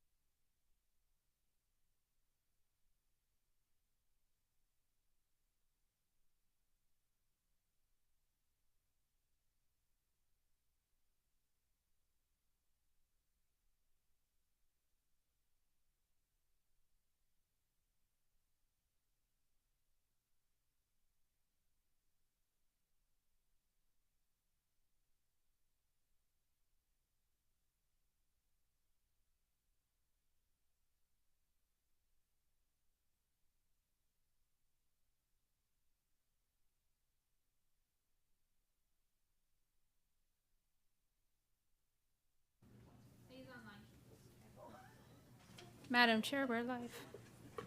All right. Thank you, Ms. Hoskins. And we are back, and we will continue with our agenda item. We are now at item 11A. We will receive a presentation from Dr. Robert Eiler, but first we'll hear from Daniel Sanchez. Hi, I'm Daniel Sanchez in the CEO's office. This is the start of the budget kickoff process. Traditionally, in past years, the presentation of the guidelines and the economic forecast presentation from Dr. Robert Eiler is kind of the formal kickoff of the budget process. So expect to hear the 5-year forecast will be coming later in February with the capital improvement plan, the mid-year process shortly thereafter that, and expect to be hearing more of the budget process as departments look to potential, whether it be FTEs or changes in their programs. So this is the start of the budget kickoff process, and just expect to hear more about this. All right, thank you, and I appreciate framing. This is always a great presentation from Dr. Eiler, and it's great to have it framed as part of our budget process. So good morning and welcome, Dr. Eiler. Good morning. Thank you so much. And thanks for having me, supervisors. I want to thank Daniel for making this happen. I'm going to share my screen now. I'm hoping that that's the protocol. Can you all see that? Yes, go ahead. Yes, looks good. Awesome. Thank you so much. So folks, as Daniel suggested, I'm here to kind of frame up where the macroeconomy may be going and also where the state and Napa County economies may also be going. So I'm going to start with the national and then move us down to the regional. The first graph we're going to look at is the American labor market in two scenarios. One is going to be what happened in the recession around the global financial crisis, and the other one's going to be the recession, recovery, and expansion that we've seen since the pandemic. So if you take the number of people who are working in the United States and make that number equal to 100 in November 2007, this blue line traces the recession and recovery back to that same number of people working in the United States. It took 78 months to get there. So we call this change the Great Recession because only the Great Depression had a similar time frame in which we basically had zero growth of the American economy with respect to jobs. This is what it's looked like since January 2020, doing exactly the same thing. Make the number of people working in the United States equal to 100 in January 2020, and then trace out the steps of hiring back those people. So recession, steep cut in April and May, recovery back to that red dotted line where we started in January 2020, and then now we're 4.9% above the January 2020 number, which is represented by that 104.9 on the far right-hand side as of the basically the middle of December. The point of this whole graph is that as long as that black line continues to climb or does not move back toward the red dotted line, we will not have a second declared recession in the United States. What's tricky, and I'll come back and talk about this when we talk about Napa's labor market situation, is how much the movement with respect to mass deportations and what that means in terms of anticipating change in your personal labor market and you actually making changes at home, how that might shift labor markets in such a way that these numbers might mask to a certain extent, especially if most of that is happening on the undocumented side. So there's a lot of complexity moving into the labor market, and I'll talk a little bit more about that at the end. But for right now, from a sort of high level, as long as that black line does not curl back toward the red dotted line, you will not have a declared recession again in the United States. It's going to take a labor market fade to really have pressure on that. Parallel to that, we've seen some reduction in inflation, and the Federal Reserve uses what's known as the Core Personal Consumption Expenditures Price Index to track inflation when it thinks about interest rate policy here in the United States. That blue solid line on this graph is monthly percentage change looking back 12 months.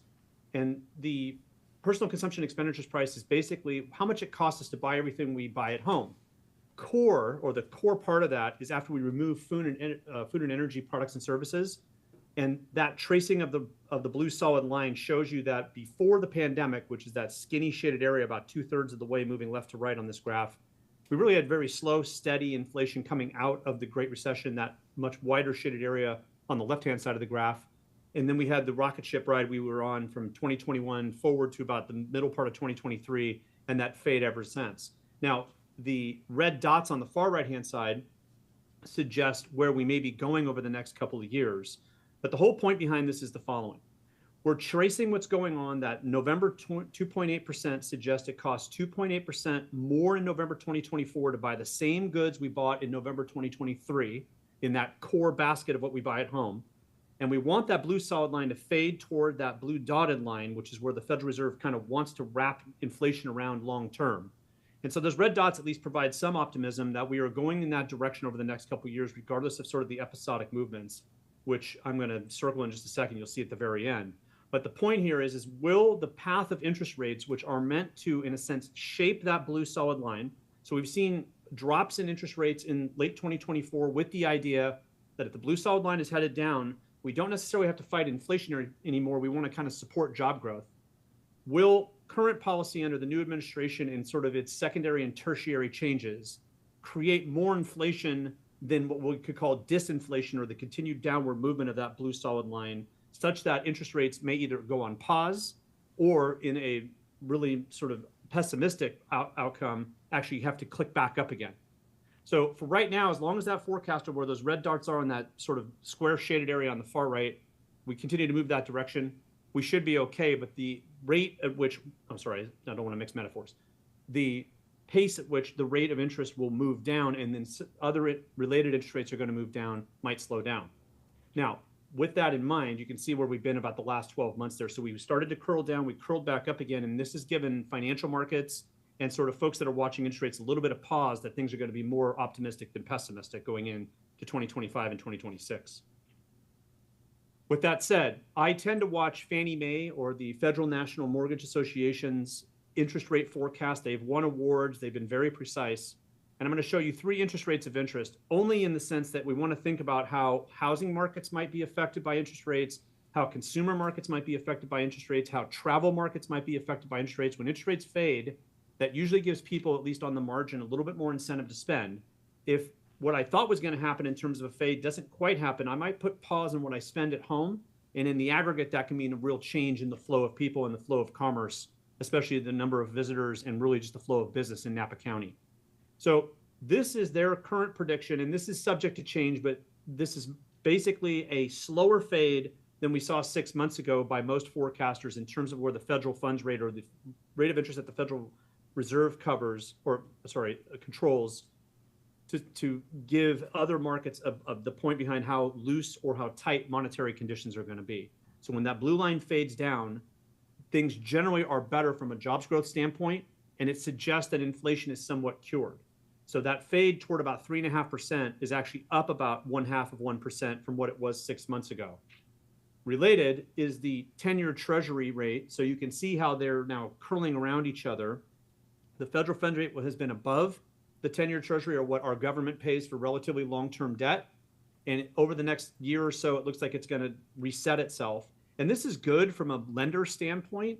It's tricky from a borrower standpoint because the 10-year Treasury is really not fading as fast as we were hoping for from its recent heights. You can see from Q1 2022, and these data are quarterly, as sort of a quarterly roundup of what happened in these markets.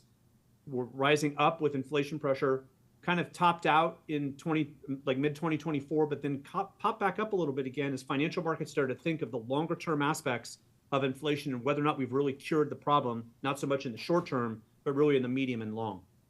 And then this is the 30-year fixed mortgage rate, with the idea that the 10-year Treasury and that rate are very tied to each other in terms of how banking works. So if that is not fading as fast, on the margin, we may see people who were thinking about buying homes curl back a little bit from that decision making. And if that happens, the demand side of the housing market may not have the same sort of warmth it had 12 months ago when rates were fading a little bit. So we're watching the interest rate environment as economists very closely, because at the end of the day, it does affect the forecast. Now, one warning, the forecast data I'm going to show you are basically a composite forecast that the Philadelphia Federal Reserve does every quarter, and they ask 40 forecasters what they think is going to happen in the macroeconomy. These are based on data that were through the end of Q3 2024. The Q4 data have just started to emerge, and those forecasts will start coming out in February. But here's the point. The election obviously was not decided at the end of Q3, but forecasters tend to put a little toggle switch inside their models that kind of give away a little bit of what they think is going to happen. And so you can see here some of that showing up. So I'm going to look at 3 variables. One is the growth of incomes, or gross domestic product after inflation, which is that first couplet of data, what's under real GDP percentage, then the unemployment rate, then that same core PCE data we saw. So that far right-hand side couplet are basically the same data we saw in the graph on prices. But over the next few years, as of the end of quarter three, these forecasters thought 2024 would be slightly better than 2024 would end on a slightly higher note than the quarter before. So that previous column were their thoughts from quarter two 2024's data. And then the new one, which is shaded, is as of the end of quarter three. So they were a little bit more optimistic about the end of last year. That looks like that's going to play out in the data. They're a little bit more optimistic about this year.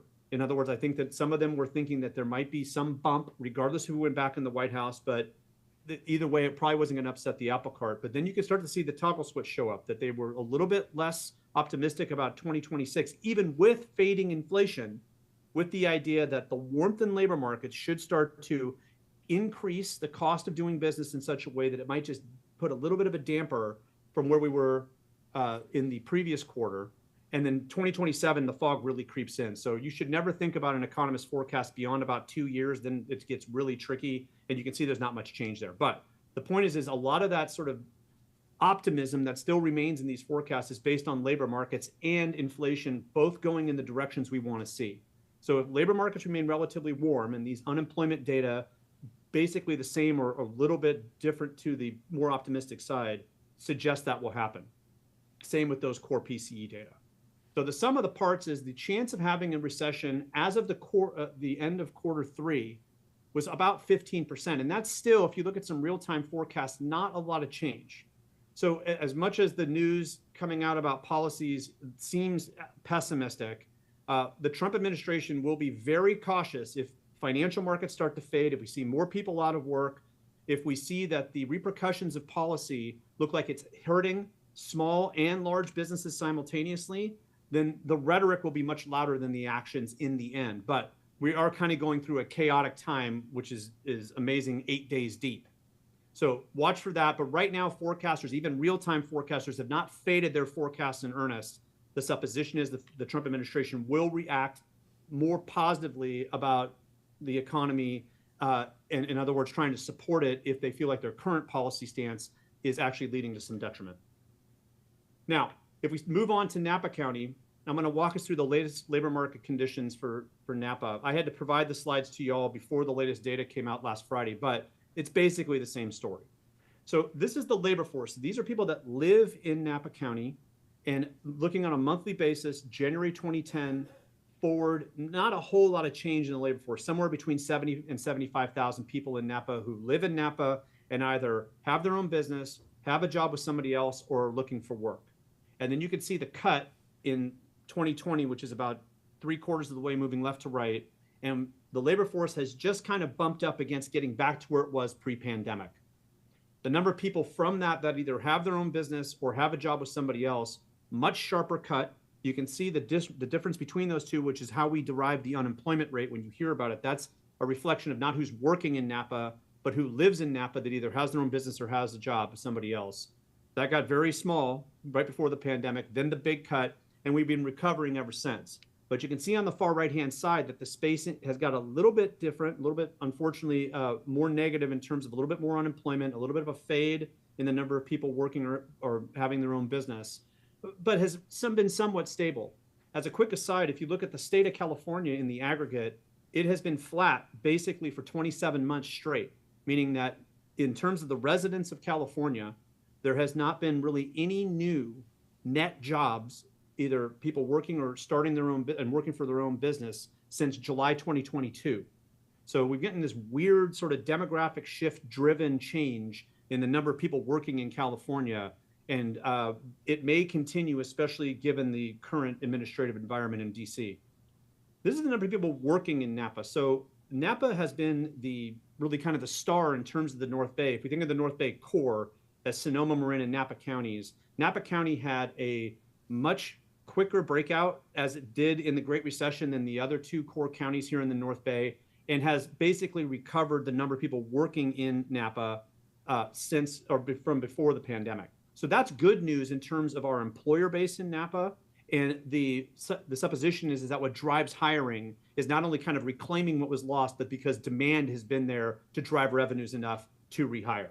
So that distance between those two, the people that live in Napa, which are the blue and orange lines, and the black line, which are the number of people that work in Napa, tells a story about commuting as well. So as long as that gap gets larger, we're going to see more people coming inbound to Napa to work. Now, if you look at the forecast from the state in terms of how Napa and California are going to look going, let's say, toward 2028, the state budget is accompanied by the Department of Finance's forecast for employment and a bunch of other stuff. The forecast for California is, in fact, the latest fade in the level of employment will actually pick back up again, and unemployment will slowly squeeze back down to something around where it has been its long-term low. And Napa's might creep up a little bit as more people start to increase their looking for work, and you'll see more labor force participants come into Napa. We will see, but this is all relatively good news in terms of the labor market for right now. If you look at the number of people working, Napa looks like it's just going to kind of keep on cooking at a decent pace, maybe not as fast as the state. I'll come back and talk briefly about the LA fires and how that might shift labor in the short term, and actually might provide some opportunities for labor for Napa-based employers. But it'll be very short term, and it really, in the medium to long, is probably going to be marginally more detrimental. But watch for that kind of movement on top of what's been happening with respect to deportations. The forecast for housing looks like this. So the labor force stuff and that sort of engine pulse in Napa is likely to continue on the work side. For housing, it's been pretty much a flat forecast for the last 18 months. So even with the negative and the positive numbers, what I show you here is California is marginally positive as of the forecast from January's data through Zillow. I tend to use Zillow because it's a public database and they have such a wide array of analyses going on that I feel like they're a really strong unit in terms of talking about the housing market. Not much change. 1% down in Napa is really, it's basically flat because of the error around that forecast.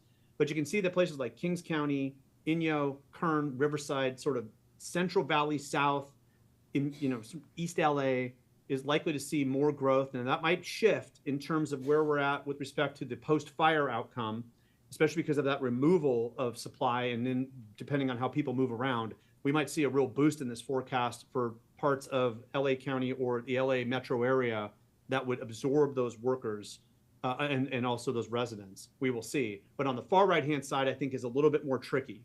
Lake County, Trinity County, Humboldt, Mendocino are sort of trailing around at sort of the low end and have been for months. We're starting to see kind of a post-pandemic shift, meaning that people who may have moved to those places are now considering whether or not the economic opportunities exist, specifically in Lake Humboldt and Mendocino, and that they may have to rethink their move, or they may be moving back closer to the core Bay Area for other opportunities. We will see. And there's a demographic angle on this I'm going to talk about briefly at the end, but watch for that. Median home prices are still relatively high in terms of where we've been. So the net change since the pandemic is still relatively strong. Napa's just under 900,000. Sonoma's right under 800,000 at the median. Marin's about 1.4 million. And Solano County is about just under 600 grand. So those are relatively, small, flat numbers, a little bit of growth in some of the other places around Napa last year, basically from December 2023 to December 2024. Not much change, but on the long scale over the last 5 years, pretty good growth. The rents are up about 2 or 3% across the board, but not surging again. So we've seen some of the rental market flatten out a little bit. Some of that was overbuilding maybe into that market, and now supply and demand are adjusting for each other. But it's not to say that rents are going to start fading anytime soon. However, if you want to watch what's happening with the deportations and how that's affecting markets, watch rental markets and watch taxable sales. The trickiness about taxable sales in Napa is there's so many businesses that generate taxable sales, it might be hard to decipher, but watch for, let's say, your more resident-based businesses and how taxable sales are changing. It just tells you that part of the market may be leaving at the same time that the continued drumbeat of demand rolls on in Napa. The other thing is to watch, like I said earlier, about the effects of the fires in Los Angeles. Will that change housing markets? Will it change the cost of construction appreciably? Will it change the nature of insurance? And that's more of a medium-term issue and is going to have an enormous amount of regulatory heat around it. But those are the things to think about. There actually might, and this is going to be the cold-blooded dismal scientist aspect, might be some gains for Napa in the front end, especially if businesses in Napa go down there to provide services. But the medium and long term have got to be kind of net detrimental because an enormous number of resources are going to head that direction and other places are going to end up paying for it. We get a little bit more deep in terms of Napa. This is a look at occupancy rates, April 2019 forward. This is Napa County, sort of, you can see the evolution. This is actually a 6-month moving average. So you can see 2019 really ended on a high note, hardball cut, basically lasted a couple of years, and then we're getting into this sort of post-pandemic rhythm. Haven't quite got back yet up to occupancy rates, but the one warning is that if we put more properties on market, it might be a little harder to fill the rooms. It's basically found that post-pandemic rhythm. You can see the top of those hills are basically consistent over the last few years. To give some regional comparisons, Monterey has done a little bit better on the peaks and the valleys than, let's say, Napa has, but they've also hasn't had as quick an expansion of rooms. Sonoma County, kind of the same rhythm as Napa. And San Francisco, you can see that green line was much lower for a longer period of time in San Francisco, but San Francisco's done a really good job in bringing people back. We'll see how long that lasts. But this also tells you that there's sort of a regional and supra-regional rhythm to the way visitation takes place in sort of central and northern California, especially around the wine industry. Now, if we think about the forecast, that's a way of looking at, okay, things look pretty good the last few years. Where are we going from here? In 2024, the state of California does a forecast. They do this basically every year around October. They released their latest forecast through 2028. It kind of is a parallel line to what happens with the budget forecast, and they all kind of start rolling out October to January. You can see in 2024, if you take 2019's level of visitors, which are the top three lines, or dollars spent, which are the bottom three lines, in kind of the core origination points, you can see that the number of feet is still not back to pre-pandemic levels, 94%, 85%, 96%, but the total spending level is larger than it was except for international spending, which makes sense. It's not, we haven't quite got back the total number of international visitors yet. And if you actually look at Napa, Napa looks a lot more domestic in its visitor base than it did, let's say, 7 or 8 years ago. However, the key is where it's going. So if you look at specifically business visits, the other markets look like they're going to come back. Now, one could make, and you can see I have the international in red. I don't know how well that's actually going to stick, given the latest policies and whether or not people are saying, I'm not going to the United States. It's like, we're not going to be able to figure out what's going to happen there. And there could also be things like visa restrictions and other changes that are part of the penalty package that will come out of the White House if tariffs are either seen as detrimental to local business and consumers, and we have to do something else that's a little bit more direct in terms of affecting other markets. It's still going to have a cost here. But watch how the international visitor base really starts to jump or not. But the business base is the one that's really the laggard. If you look at San Francisco or other places where conference travel is a big deal and has been historically, that's a place we're going to watch very closely. So if you think about what the travel forecast, the current state of travel, and what I've told you thus far has in terms of caveats and opportunities for Napa, we want to see total spending rise, but we have to keep in our mind some of that might be inflation driven. So how much of that is real gain is an open question. The second is we want the spending to continue, but we really want more feet. And that kind of leads us to thinking about what's going to happen in the wine industry. Will the changes in the wine industry, and if you've been able to see Silicon Valley Bank's sort of 2.0 SVB and the forecast that came out from Rob Sullivan, such a great job in what they do with that document and that analysis every year. He's kind of mildly pessimistic about what's going to happen. And that, I think, is a good way of characterizing what the effects might be on Napa specifically. It'll be on secondary and tertiary markets, like places like Lodi, places like the Finger Lakes in New York, places like these other sort of states that have sort of fledgling wine travel and wine industry elements. Napa, I think, is more insulated because it's a little bit wider breadth of opportunities and will still be a place that the Bay Area will come and travel. The key is getting more feet for later, but we have to expect spending to be flattening a little bit. So the trickiness of it is that we've got to do more marketing, we have to do more partnerships, and there's a lot of opportunities around that, but cannot take our foot off the marketing pedal in Napa. Napa will sell itself, but there's going to be a lot of competition. And if you read that report, competition and a shift in the way that younger people are thinking about wine will be the two key items that will sort of slow down what happens in the industry. Napa is not just wine, but it will be up valley communities that will be more effective than I would say down valley ones by what's happening in the wine industry, short of wine distribution that happens around the airport. Okay, to wrap up, let's talk briefly about demography. If you look at the number of people who live in California, this is the evolution of babies, folks that have passed on, the net change in where people live with respect to other countries in California. So when the green column on this graph and the next one about Napa is positive, it means more people have come to California than we've sent away to other countries, which historically has been positive. As you can see, almost every single year here is green column. These are fiscal years, starting with 1999, 2000, going to the end of last fiscal year, 23, 24. And this is net with other states in the United States. So you can see that those purple columns have been generally negative, which means we send more people away than we get from California, which means that over the last few years, we've seen a population decrease, except for the last fiscal year. So Department of Finance has estimated that we actually saw California kick up a little bit in population. Some of that's because we had more babies, we had a few more people come inbound to work, and we had fewer people pass on, thank God, but we also had fewer people leaving in net. So all the conditions kind of work. The key is where we go from here, which will be 2 slides from now to wrap up, but that's California. So California has gained. Now, if we look at Napa, same timeline, same setting, let's just zoom right to the punchline. You can see that for Napa, we've had now 8 fiscal years in a row where the Department of Finance has estimated, based on census data and their own analyses, that Napa County has lost population. So when you think about it, it's like, well, if we've lost population, why have we not seen more detriment in the housing market? And that's because we are trading larger households for smaller ones. The amount of housing demand has increased. The number of bodies that will occupy those housing units has shrunk. So when that happens, we are also aging as a society. And you can see that blue column has subtly shrunk over time. So watch for that, though. We've seen it creep up, which is good. So we're seeing more people move here. And that might mean that we're actually seeing a few more working families come in, offsetting some of the aging. But Napa, Marin, and Sonoma County are 3 very quickly aging counties in California in a state that is also aging.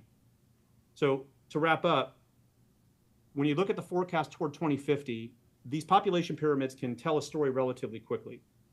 They should look like pyramids, meaning that we want a relatively fat base at the bottom that suggests that we have a lot of kids, we have younger people, we have this sort of indigenous pulse of people that will become workforce or labor force participants, but that also sort of provide sort of the feel that we have a lot of working families. When it is more top heavy, when let's say the 55 and older massing in these graphs gets larger, it suggests we have an aging society, and that might shift not only the way we think about housing units and their utilization, but also demand for local merchants, and how, in fact, when we have the downturn in tourism, where that demand is going to come from, with respect to local businesses. So this is the 2025 story. This is 2050 in California, so let me walk that back. For California, you can see a little bit of a gap between 25, 29 years old, and then it gets bigger, so that generally speaking has a pretty decent base. Not that many kids. We just talked about that the number of kids has shrunk a little bit, but getting back there. In 2050, California gets a little bit more top heavy. So you can see where basically that same picture has moved up the ladder. We're going to live a little longer, but we're going to have more aged residents. And for Napa, it's relatively similar, but actually maybe a little bit better, as at least relatively speaking, that it's a little less heavy after 55, but a little bit skinny at the bottom. So with that in mind, be watching demography, changes on the street, and ways to really ferret out how quickly Napa's aging. Okay, so as I said, just to wrap up and sort of give a qualitative summary. Forecasts look pretty good. We're watching very closely what happens on the administrative side. Trump's main economic outcomes will be on labor force and on the price of goods and services. There's a lot of rhetoric that they're going to be able to somehow cure inflation while generalizing tariff activity. Tariffs are an indirect sales tax. Do not be fooled. Consumers in the United States will be paying more for imported goods. The whole point of it is to try to shift our focus toward domestic goods and stir up more domestic supply. The economics for that depend on the industry and really depend on a lot of other items that are not necessarily in play in the short term globally. But watch for that to happen and watch how other countries think about a so-called tit for tat strategy. You tariff me, I'm going to do the same to you. Small businesses and lower to middle income households are going to be the ones that are going to get pinched. So if inflation is not cured or is on the way to being cured from where we were at the recent heights, and interest rates remain relatively high, those problems are going to be felt not by large corporations, not by our higher income households, but by our lower middle income families and smaller businesses. For tourism in the wine industry, Napa's probably going to have a relatively similar year this year in terms of visits. I think as we had last year, it might be down just a little bit, but the wine industry is really going through a change. So watch for mergers, watch for shifts in marketing, watch for hopefully what will be kind of a long-term slide toward a more balanced portfolio. Personally, I'm concerned about more low to no alcohol wines emerging. To me, just as a purist, I feel like that's really, I mean, it's going to sound like I'm also got an alcohol problem, but it really is about, hey, what's the essence of why people drink wine? I think that sort of large philosophical question is going to get asked by a lot of businesses, but we've already seen a pretty quick shift to no alcohol wines to try to at least get people toward wine style products. We will see how long that holds. But for right now, I think that as long as the economy remains relatively optimistic and positive in terms of outcomes, and we don't see a full gutting of our equity markets, we will still see about the same amount of demand in terms of the full tourism package. The wine industry will be making some changes. So up Valley, again, like I said earlier, is probably going to feel a little bit more of the heat initially than down Valley. And housing markets look relatively slow and steady. We will see again how the LA fires start to transmit effects. Watch insurance markets. There's going to be an enormous amount of regulatory hoopla around what we do next in California with respect to insurance markets and how that affects the price of housing. It also is going to affect how developers look at building housing and whether or not people are going to rent versus own, especially if the carrying cost of ownership rises. There's going to be an enormous number of concerns. But folks, I can tell you, if you're able to have me back 10 years from now, which would be great, we'll still be talking about housing as one of the number one issues in Napa. So with that, I'll take questions. And folks, thank you again so much for having me. I really appreciate it. And I can stop sharing now. Great. Dr. Eiler, thank you so much. It's always great to get the high to low, the macro to the micro. So I will turn to my colleagues and find out if people have questions for you. Are there any questions at this point? Supervisor Gallagher and then Supervisor Alessio. Hello, Dr. Eiler. Thank you for your presentation.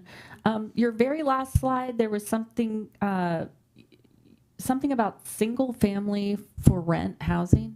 Just can you go back to that last one? Oh, sure can. As a trend, because I don't see that happening here. So I'm just agreed. There has been some rumblings in housing markets that one way we may see, and let me see if I can, oh, I'm sorry, I just did it again. Sorry, I don't want to sit there. I can't do it anyway. If you look at that second to last bullet, I think this is what you're talking about. Yes. There has been some rumblings in housing markets that one of the things developers might try to do is experiment a little bit with the idea that they're not building to sell, but they're building to then sell off to some landlord or some business that will specialize in single family homes for rent, with the idea that people will want to have the space of a single family home vis-a-vis a multifamily home, but will not want to commit to the carrying cost. So how that works and how that sort of shifts the rental market is still very open. And we're kind of at the beginnings of that, but it's also a way of developers being able to maybe take advantage of where demand is rising and prepare for sale later without having to commit whole hog to a sales market. Mm-hmm. So that's some of what we're hearing. So that's why I say a new trend question mark, because I've been reading about that. I've been talking to some developers who have claimed that that's the direction where the industry is sort of slightly shifting, but you might see some of that come into market. Yeah, I just am thinking maybe that's in other parts of California, but given our RENA numbers and our ag preserve, we're likely to not be building a lot of single family housing. So just wanted to kind of compare that. Okay, thank you. And Supervisor, one other thing to think about too is that this is not necessarily, classic postage stamp, sixth of an acre. Oh wow, I think I'm in like some weird infinity loop. I'm sorry. That's weird. This is not going to be some weird. Sorry, it's not going to be maybe just 6,000 feet lot, 2,500 square foot separate home. It might be where we have smaller houses, not ADUs, but smaller houses than we had before. There's a lot of models that are going to be on the table, especially if the carrying cost of owning a home is increasing in ways that we did not expect. All right, let me just see if we can do this one more time. Stop share. Okay, I'm back. That's great. Thank you. Did you have more information about projections in terms of if we see deportations at a particular level? That's just kind of like, we don't really know what's going to happen if that happens. We don't, unfortunately, and economists are scrambling to try to come up with, what are the labor market implications of what's going to happen. And what seems to be kind of the two prevailing things are, one, that we should have the thought that there will be people who will make decisions about leaving before they are forced to do so, which will reduce the number of available workers, and then also have be watching certain metrics, like I said before, rental prices, and whether or not you see rent prices kind of fade that you didn't expect them to, and now they suddenly are fading because you have more supply than demand, and whether or not taxable sales don't grow at the same pace because some of the market has basically been removed. And that could be either by force or by choice. So watch for those kind of, metrics that we can see almost in real time as a way of thinking about, oh, wow, they're starting to have an effect locally. Thank you. Supervisor Alessio. Thank you. Thank you, Dr. Eiler. It's great to see you from the county. The city of Napa has Dr. Eiler give a forecast or update every quarter. It started during COVID, and it's been really helpful. What this does for me, Dr. Eiler, and this goes back to what Supervisor Gallagher brought up in terms of the housing, the single-family housing. Years ago, there was a study that was done on the housing stock in Napa, and it showed that 80% of the housing stock was single-family homes, and that was actually unintentionally, but rather discriminatory, where people could not afford housing as it is today in terms of our workforce. And we see that with the amount of people that come into this county every day to be part of our work family. When I saw that, I'm always troubled and concerned about rent, and it's really out of control, except for the partnership that we have with the city of Napa. And we're really fortunate because Jennifer Palmer, a county employee overseeing housing, and Molly Radigan with the city of Napa, they work very closely together. And I think that them continuing and us continuing to partner with the city of Napa, because that's the ideal location for most of this housing to go into. And of course, RENA is requiring to go into. I really see the intention around multifamily housing. Doctor, as you mentioned, because I had the same questions as Supervisor Gallagher, in the sense of single family homes, that was kind of a red flag. I kind of jolted on that, but I do agree with you, be smaller units, but I also think it's going to be higher density, multi-level housing, more apartments and condos. With Napa Pipe coming on, actually called River Sound, their initial, the houses there are bigger homes because they have to meet their bottom line. But we also know there's a lot of multifamily housing that's being built in there that'll be more affordable and approachable. And I see that as a priority for the city of Napa and for the city and the county to work together. The other area of concern that was mentioned is our aging population. We've been told by our local nonprofits who really serve our aging communities that bubble effect. And we know that the population right now that's being more displaced and at risk of being unhoused is our senior, our older adults. And so we just need to continue to be mindful and intentional in our partnerships with the city and also with our community-based organizations, our low-income housing developers like Napa Valley Community Housing and Burbank Housing, and how we approach this. We just have to be very mindful, very strategic, and continue to work in that partnership and collaboration. I appreciate, Dr. Eiler, the overall positive aspects we have here, and I do hope that, as you say, the rhetoric in D.C. now, in the White House now, is much louder than the reality. I do think as a mandate, and what that election won was based on economy, and so the pressure there is not to, have it nosedive. Right, and if it does, they'll correct, I hope. But there's a lot of implications here we're very concerned about, and in terms of our labor force, and again, that housing affordability. So, Dr. Eiler, I really don't have any questions. I appreciate this update, and thank this board. I'll say, Supervisor Alessio, I'll say two things real quick just to sort of frame up some other things you said, and because you said some things that have a lot of deep implications for later. I think it's absolutely essential that you're strategic in the way you think, and in that you're going to think, where's Napa going to be, not now, but 5 or 10 years from now, and how do the decisions today, under the changing constraint environments, shape that outcome 5 or 10 years from now? That's critical, is to remain strategic. Do not be reactive, be proactive and be strategic. The second is less positive. The situation between the federal grant unknowns that we just found out about and could have any form or shape going over time, and what's happened in Los Angeles with respect to the fires will put a multiple vectored pinch on our nonprofit organizations. So there was already a lot of constraint and sort of pinch, if you will, on those nonprofit organizations over the last few years. So organizations like Napa Valley Vintners and what they do in Napa County for the nonprofit community, for the broader community, are going to become even more important in terms of what they're able to provide, because the other places, there's going to be a lot of pressures to go other places or not have as much inbound, as many inbound resources as we had before. So be watching for that too. That's another unfortunate aspect of what's been happening over the last 3 or 4 weeks. Thank you very much. Of course. Thank you, Supervisor Alessio. I had a question.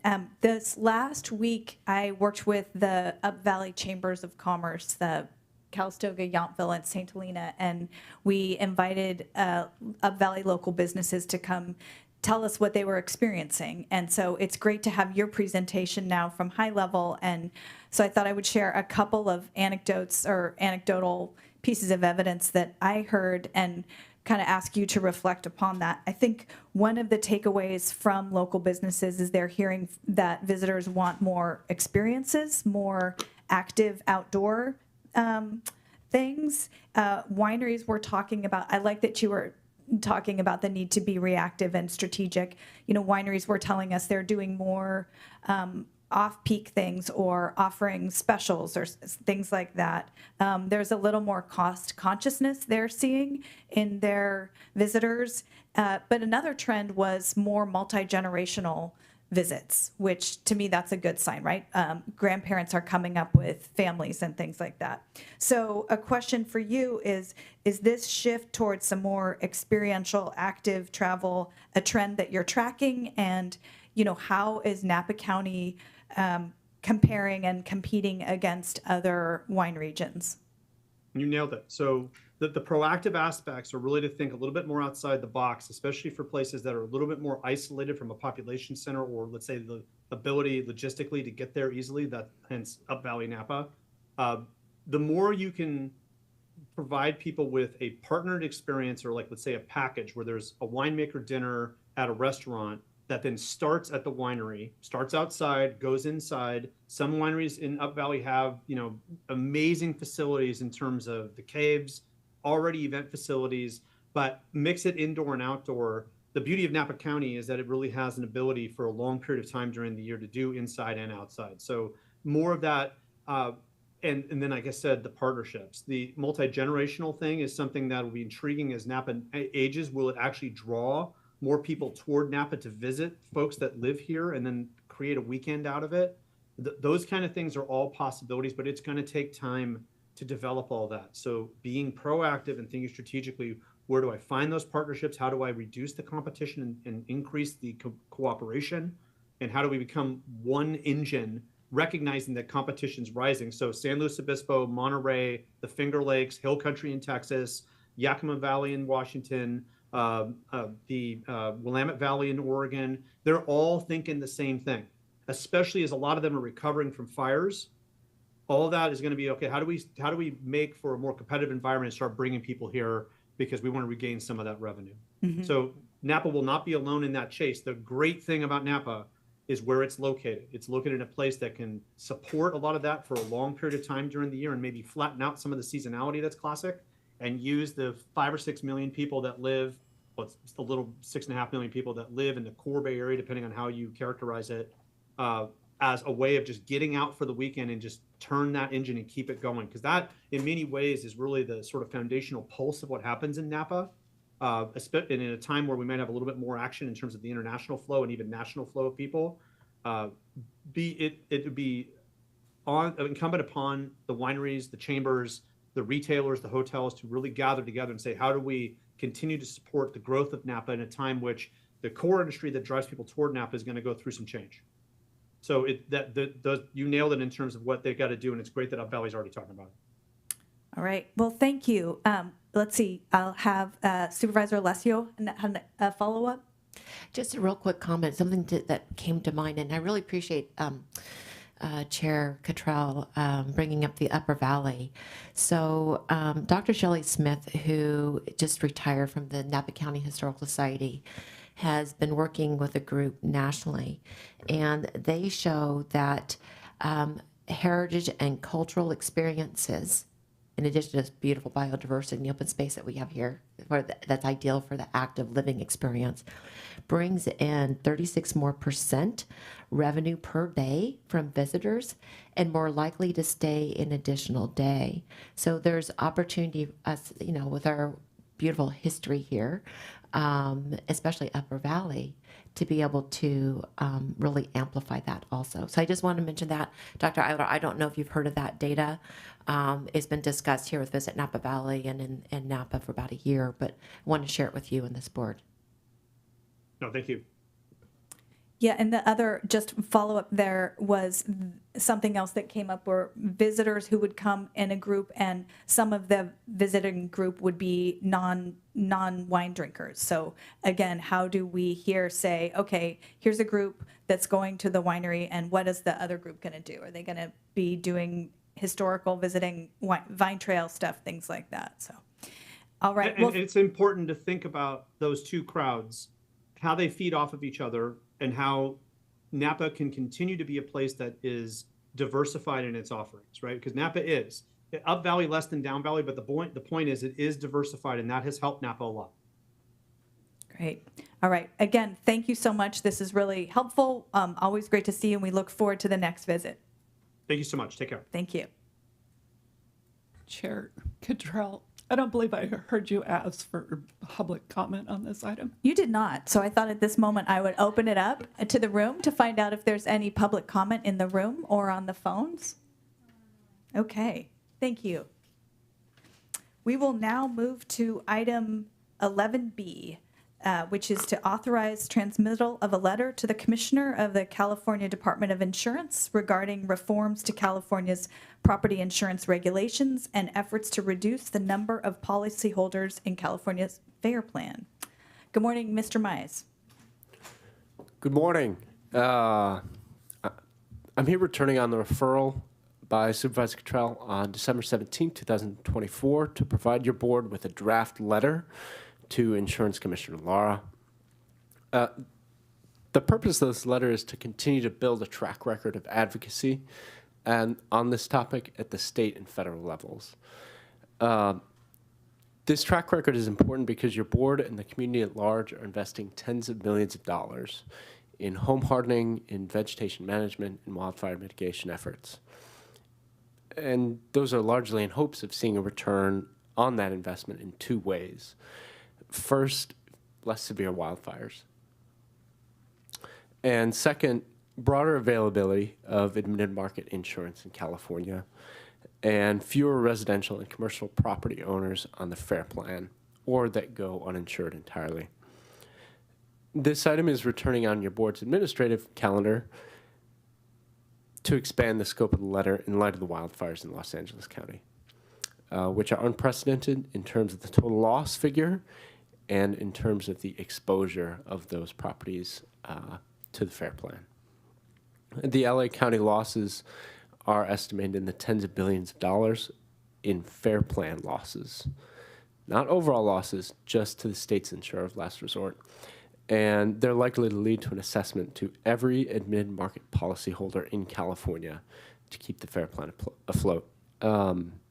This has been reported in New York Times, in Wall Street Journal, in LA Times. And I think really serves to highlight the need to shrink the FAIR plan and reduce those exposures.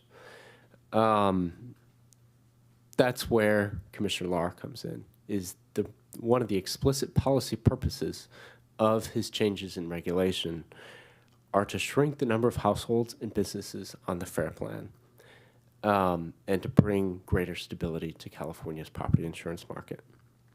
I think that goal is worth highlighting again here in a public forum and explicitly making that connection to the Los Angeles County wildfires. Moving forward, staff will monitor closely how admitted market insurers react to the regulatory changes and more importantly, when they're adhering to the commitments to write new policies in the future contained within those regulatory changes. I'll continue to seek opportunities before the state and federal policymakers for Napa to push for smaller fare plan and rates that reflect the investments of your board and the community. Staff recommendation is to, after public comment and discussion, vote to authorize transmittal of the letter subject to your edits. Thank you. Thank you, Mr. Mize. I'm going to first ask for public comment in the room or on the phone lines today. Okay, and in which case I will bring it back to the board. I want to say first thank you to Mr. Mize for putting this letter together. This is something that has been an interest and a priority of myself and our entire board, and continuing the conversation, being able to integrate what we have just seen happen in Los Angeles is really critical. One thing I would like to add, and you and I have talked about this, I had some feedback from a constituent looking at this letter and saying, hey, it speaks to the county's investments and the county's return on those investments in terms of reduced fire risk and improvements to our insurance landscape. But I would like to see us add also the return on investment of individual landowners' efforts in home hardening and defensible space. So I think we could add one sentence that makes the point that all of our residents are working hard on this too. So I think also this letter will be a great deliverable document when you go to Washington, have meetings with our state legislature and federal folks as well. So thank you for doing that. And Supervisor Ramos. Thank you so much. And thank you, Andrew, for this letter. I think one of the things that I want us to be, I'm looking for agreement for an edit, and it's specifically on paragraph 4, which begins with, we understand that other counties, and it's talking about the declaration of the suspension of the rules. One of the sentences, I think it's the third one, says, it's not clear to us that the suspension of the regulations such as the declaration would permit would create the kind of long-term structural changes needed to fix the root causes of this crisis. I think we need to actually call out what this crisis is. And this crisis is, in fact, the reinsurance market, and it's the ability of the market on the insurance market to pull out. Instead of us saying to shrink the FAIR plan, because when I hear you say that I panic. The FAIR plan is needed. The FAIR plan is needed to, in fact, create greater stability. But what is more important here, instead of shrinking the FAIR plan, is to expand the market. And so I think that we need to identify the crisis as being the reinsurance. I think that an additional crisis is the lack of acknowledgement in the market accepting the commissioner's rulemaking regarding credits for defensible work done, right? Because we haven't seen that yet. He's already made the rules, and that has not translated into increases in the market and acknowledgement in the reinsurance market.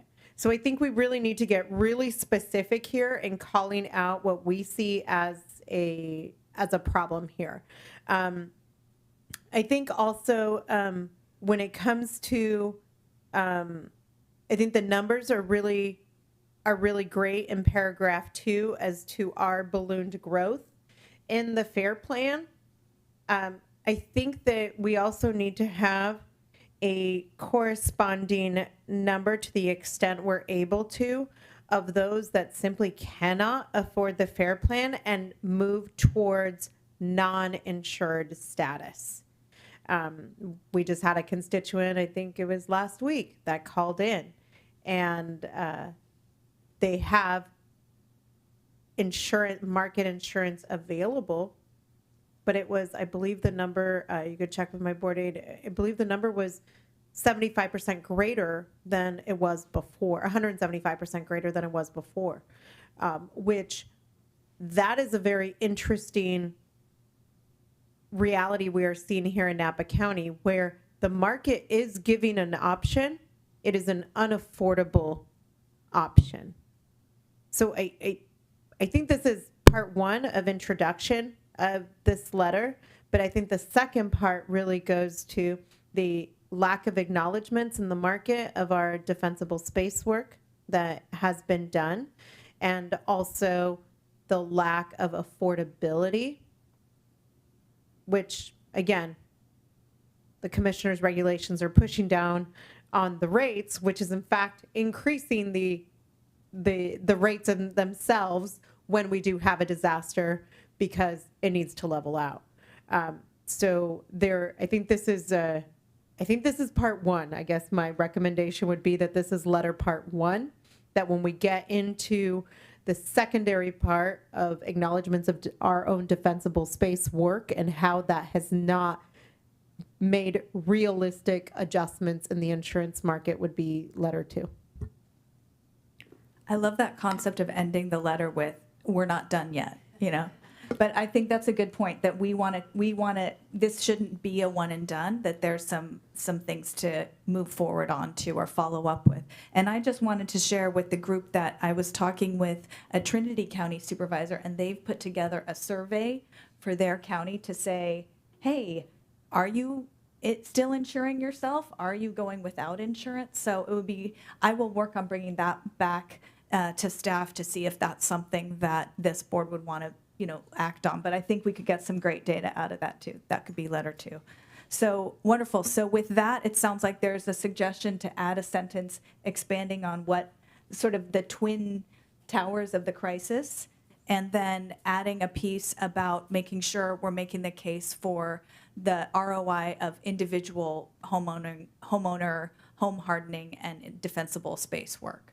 So if this board is comfortable with those two amendments, I'll ask for a motion to the letter as amended. I make a motion to approve the letter as amended. I second. And have a second one coming.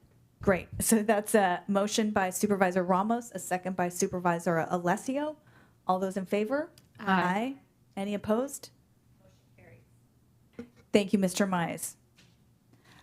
All right, so we now move to item 11C, to adopt a resolution revising Part 1, Sections 2 and 8 of the Napa County Policy Manual regarding measurement in the Great Wine Capital's General Assembly.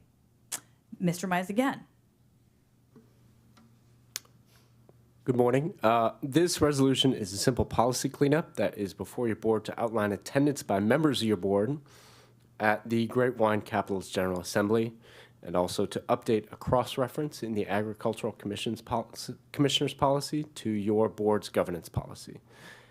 The motivation behind the update to Section 8 is to ensure that every member of your board is able to attend a Great Wine Capital's General Assembly meeting during their tenure to better understand the common issues between wine-growing regions. Staff recommendation is to, after public comment and discussion, vote to adopt the resolution amending Sections 2 and 8, subject to your edits to those amendments. Thank you. All right, Supervisor Ramos and then Supervisor Gallagher. Thank you so much. I did ask this item to come back, and for the benefit of our two new colleagues, the reason I asked for this item to come back is that it was not listed on our committee matrix that we assign supervisors to in January. It would come back as an individual item. And it would come back in as an individual item for appointment each year. While we had a policy, there's a corresponding budget part that I'm going to talk about that also is not in here, but I would like to refer to staff to come back. Historically, we had, I hate that I'm being that person. Historically, we have had one supervisor appointed to a 4-year term, and then the chair would go. And then we fell off that rotation because of our experiences with the 2017 fires. I just didn't feel I could leave the county at that time. I like the fact that we have everyone has the opportunity to go, because I think that different people see different value in it. I, for one, learned a lot about biosecurity in Australia.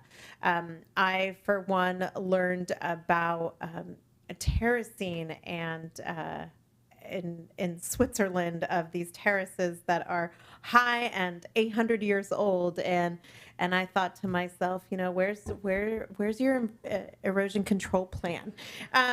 So it's very interesting to see other wine growing regions, what they have been doing, most of them for a whole lot longer than we ever will and see in our lifetimes. So I think the rotation is really important.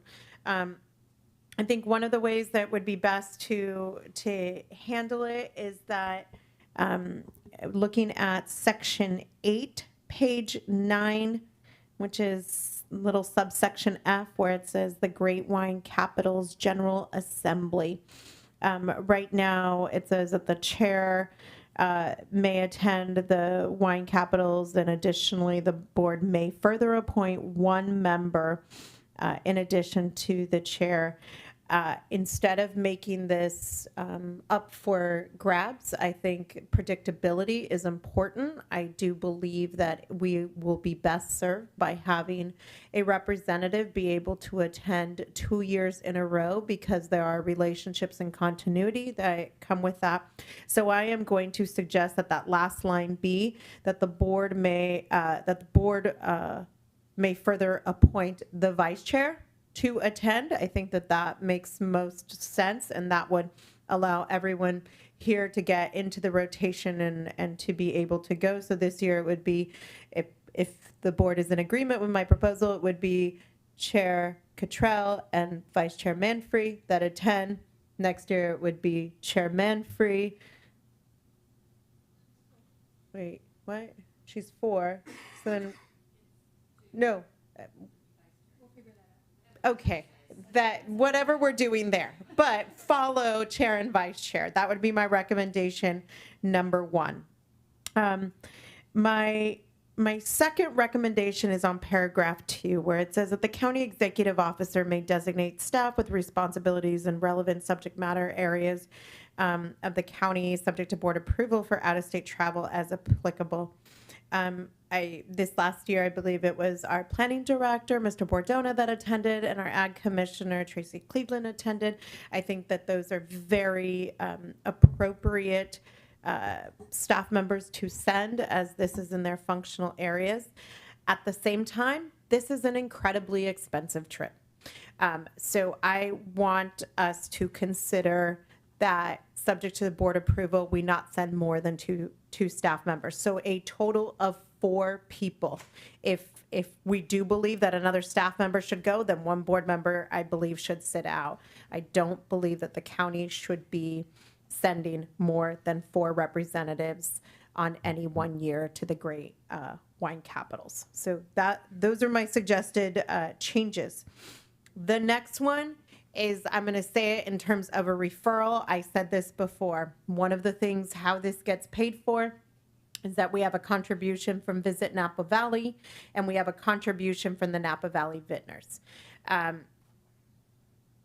Part of the concern I have with that is that the Visit Napa Valley money is TBID money, Tourist Business Improvement District money. It goes over to Visit Napa Valley, and then it comes back as a non-public dollar into the county. Those are public dollars. And so before that money goes over to Visit Napa Valley and then comes back, the money comes through this board.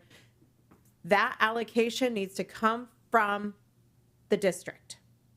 And so that way it is only public money being held back. I made that referral when we spoke about the district's budget. So I'd like to see that come back to us.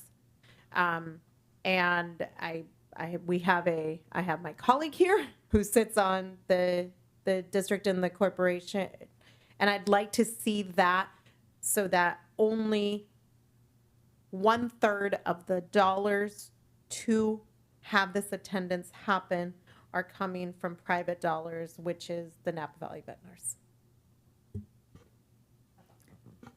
All right. Thank you for that. Supervisor Alessio and then Supervisor Manfree. Oh, sorry, I don't think that's- Supervisor Gallagher. Thank you. And then Supervisor Manfree. I think there's a ghost in the buttons, Neha. So anyway, I just wanted to point of clarification in the agenda letter and also in the resolution. It says that VNV's Lindsay Gallagher will serve on the GWC Executive Committee. So we don't actually have the power to make that appointment. We can say we don't want a that we're taking ourselves out of the XCOM in terms of a county supervisor. But I think that's going to be a decision for Great Wine Capitals and VNV and ANV to figure out. So just that we would, take that out because that's not our purview. All right, thank you. So it sounds like there's 3 amendments we're talking about thus far. One is to add the vice chair role. One is to add a no more than 2 staffers or no more than 4 total. Okay. And then this clarification that the action item is to remove the board itself from the executive committee role and say it's open to the other participating organizations from the county. Okay, so with that, Vice Chair Manfree. Okay, thank you. This is one of those issues that I'm jumping into when it's already been on the agenda and been discussed and we're way down the road. That said, an alternative way to create continuity would be to have the previous chair go with the current chair. And just as vice chair, I want to say I'd also support that option, depending on discussion and which direction people want to go. Yeah, no, I think that's a good point. That could be done that way too. I mean, it's kind of nice that we have an example of, for you to go right now, what that would mean is you would get an opportunity to meet this group of people and then step into the chair role already with that knowledge. So to me, it makes sense of that it being, as Supervisor Ramos suggested, the incoming chair. So Supervisor Alessio. First of all, I want to thank Supervisor Ramos and Gallagher for bringing up these really good points and looking at it through equity and fiscal responsibility. I really appreciate that, your insight and your historical knowledge, if you will. I very much support the points taken. I also support the vice chair in terms of what she's saying in terms of flexibility. My inclination, it makes sense for the chair and the vice chair to be that regular rotation, but with the option, if either are unable to attend, we could appoint whoever would be next in line. So I just want to make sure we have that flexibility there. Thank you.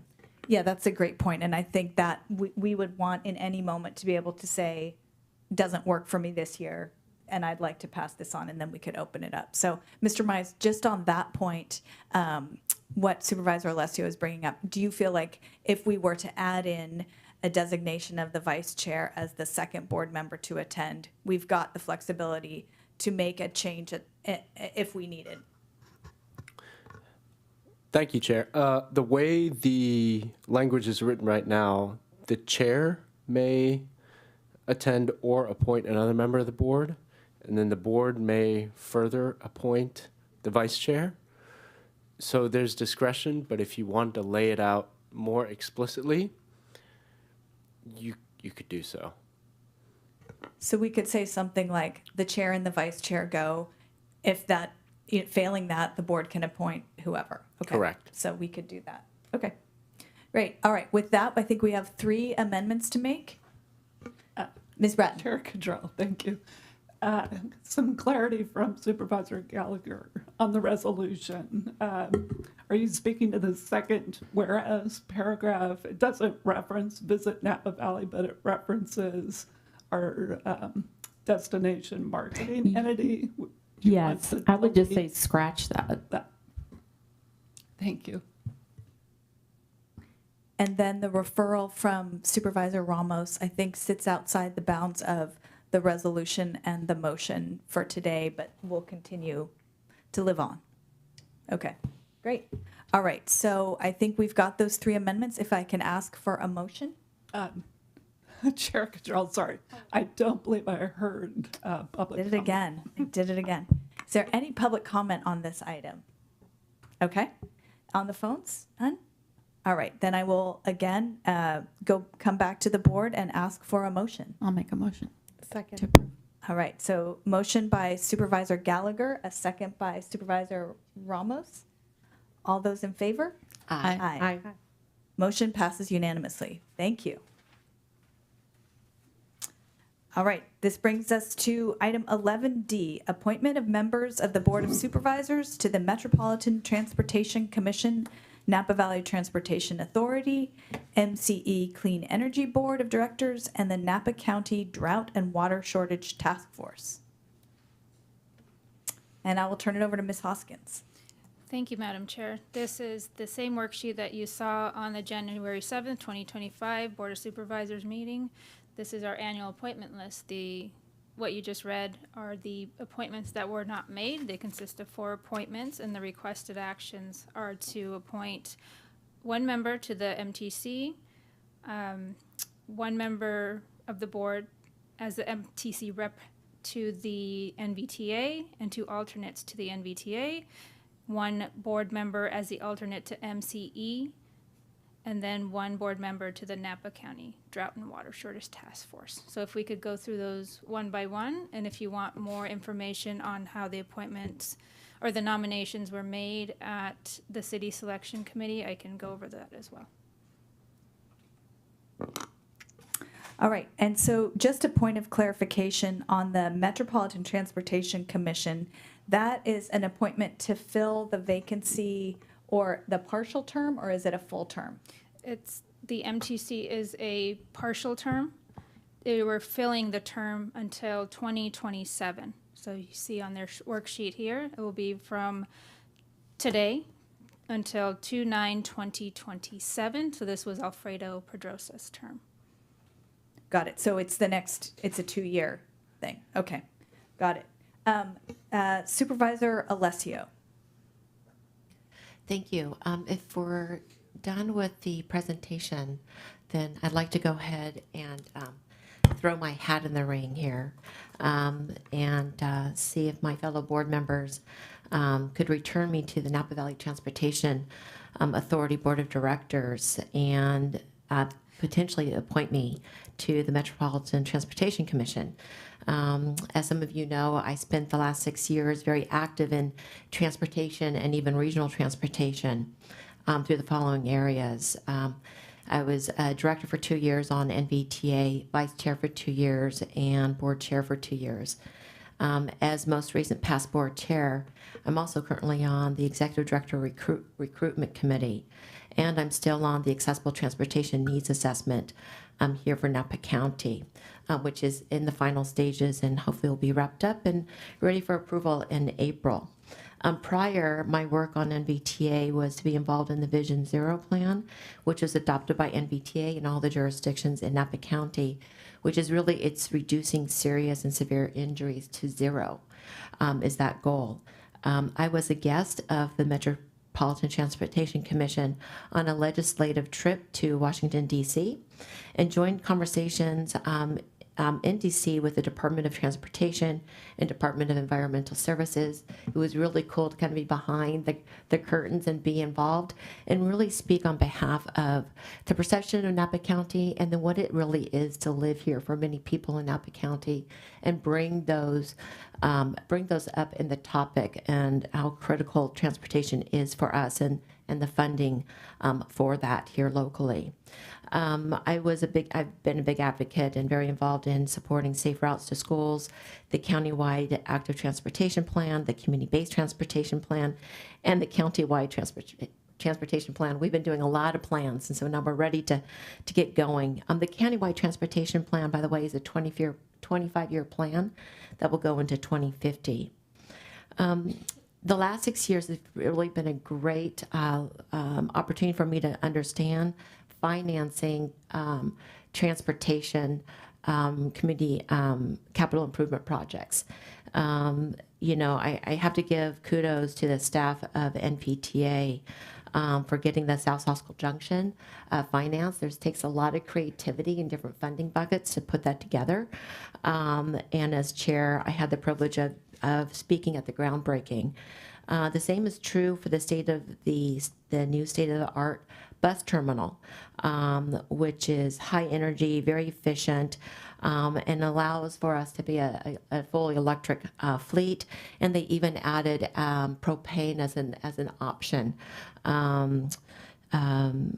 in terms of as another fuel, clean fuel to use. And I got to speak at the ribbon cutting as chair for that, which was really, really special. The Vine Trails also has the history there. It's really important to understand that. We still have to do the work between Yountville and St. Helena.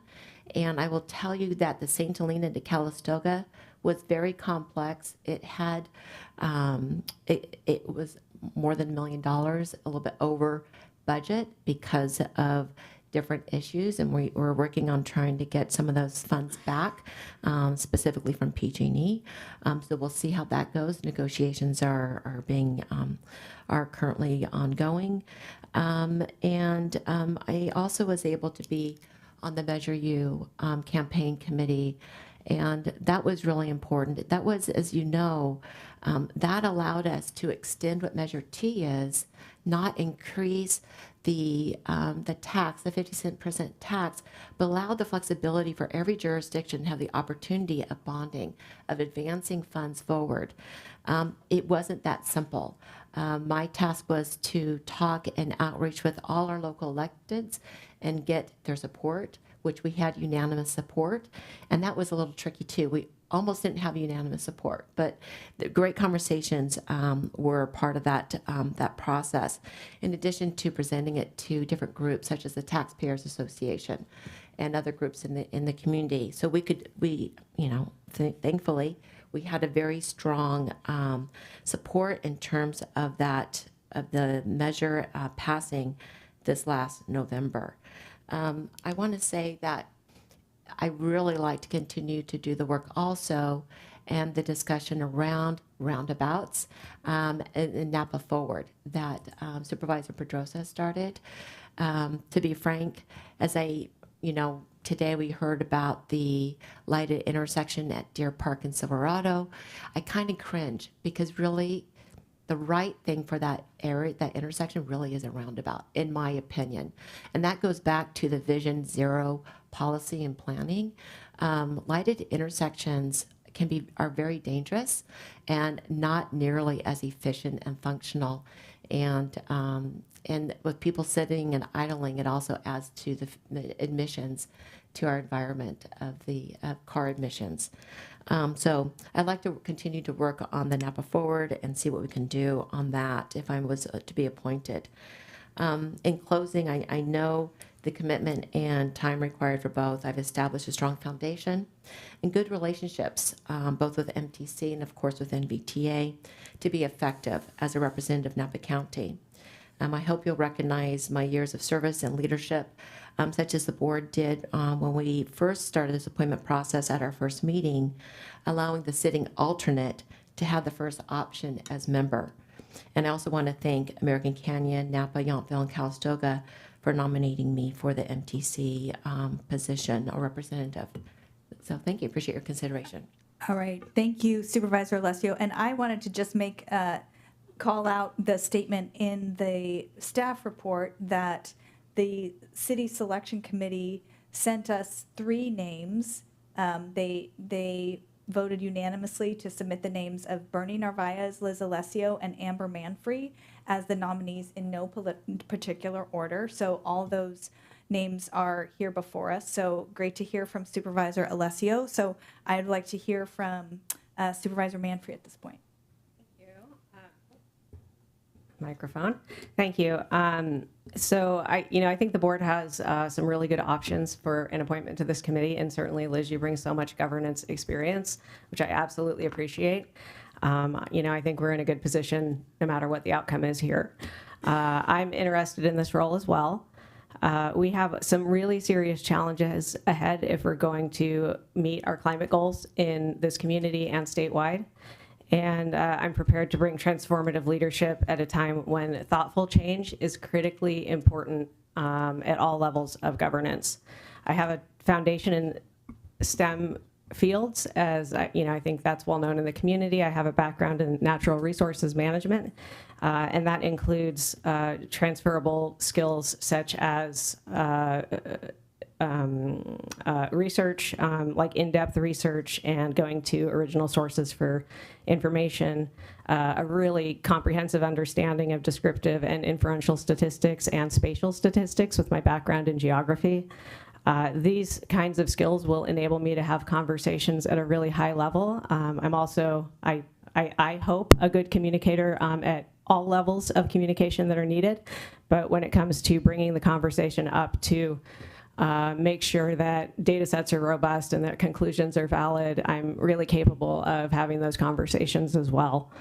I think that interdisciplinary knowledge can be a game changer because I will not only understand transportation-related conditions and constraints and goals, but I'll be able to bring in information from the natural resources world that would relate in terms of things like understanding landslides, understanding impacts on habitat when you're dealing with roads projects, so ecology, water mapping all have close connections to things that need to happen in transportation for us to have truly sustainable systems. I spent the last 2 years as a science writer for the Institute of Transportation Studies at UC Davis. They are a leader in sustainable transportation research globally. Academically, they're the leading organization.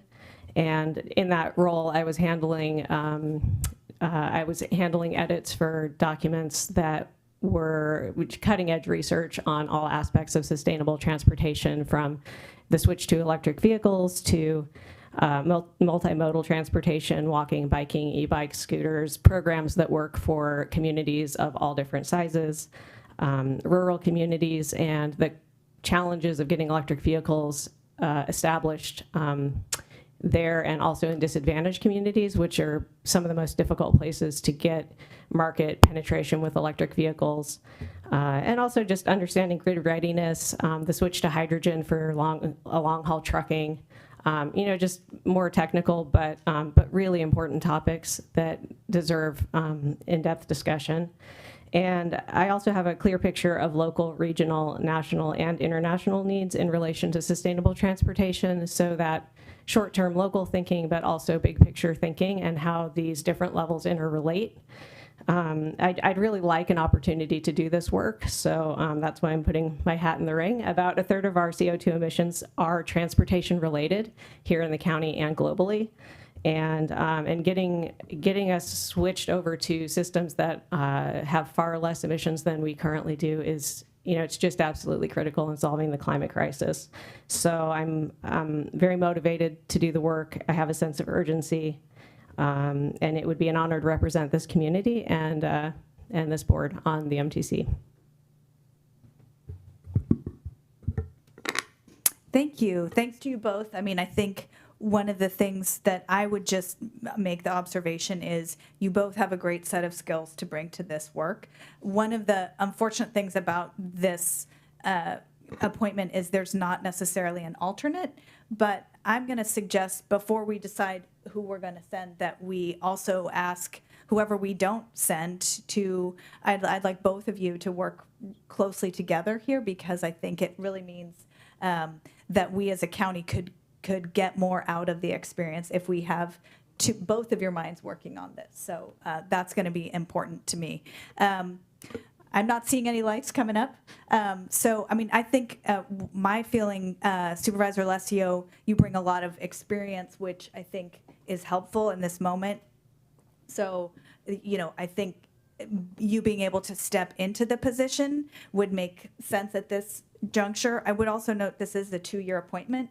So I would suggest that whatever we decide today, we revisit in 2 years as well. So that's something I'm thinking about. Supervisor Ramos. Thank you so much. And not to be contrary to you, but I'm going to absolutely suggest we do not revisit this. And I will give a little perspective as to why. When it comes to these regional bodies, duration, in fact, gets you the path to leadership. And it is, and as very selfishly as the president of ABAG right now, facing many vacancies because changes have been made. The depth of the knowledge base of the bench is gone. And MTC is similarly facing a similar situation because of frankly a lot of retirements that have happened. So I think that is incredibly important for us to consider. Historically, what we have done, as we did in our January meeting, if you have the seat, it's yours unless you don't want it. And I think that especially in these regional positions, it's important for us to stay committed to that legacy that we have had in appointments. I think one of the things that is important.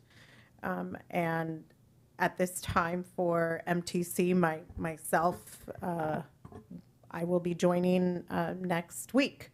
I will be joining the commission in my ABAG capacity, which puts us in a very unique position because for the first time ever in the history of this county, we're going to have 2 county people on MTC at a point in time when, in fact, we do have a lot of transformational work in front of us.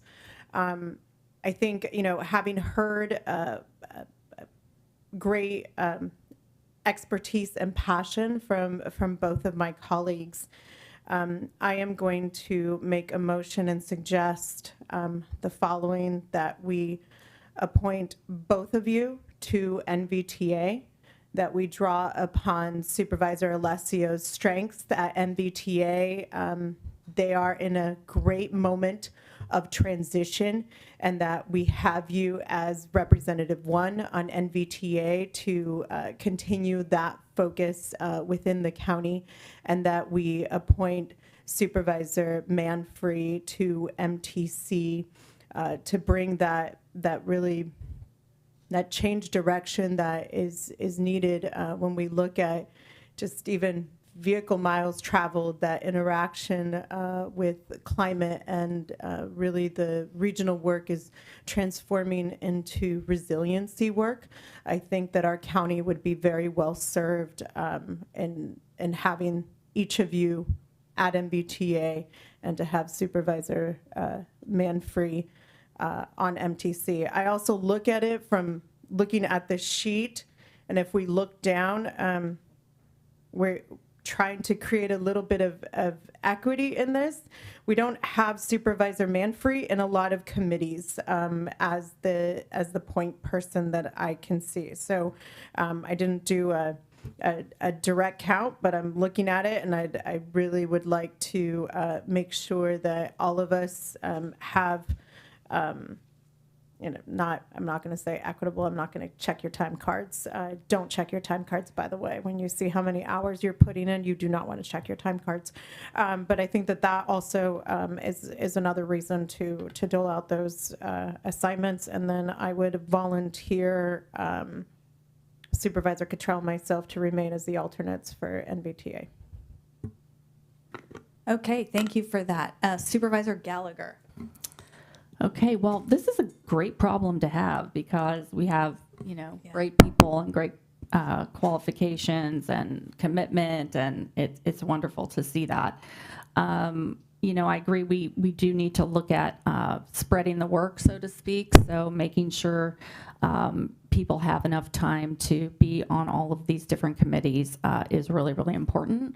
Sometimes, we take on bigger, more regional committees, and then find out we don't have a lot of time for our local committees. That's, we want to make sure that, as I said, we spread it out. I agree that having both Supervisor Manfree and Supervisor Alessio on NVTA, that's kind of a no-brainer. I think that makes a lot of sense. I think something that you reminded me of, Supervisor Ramos, that I wasn't thinking about is the fact that you are on this as well. And so I'm thinking about the balance, what two people I think would be most complementary MTC, and I do think it's you and Supervisor Manfrey, because Supervisor Manfrey has the piece around the transportation policy work, and also all of the climate experience and how that dovetails.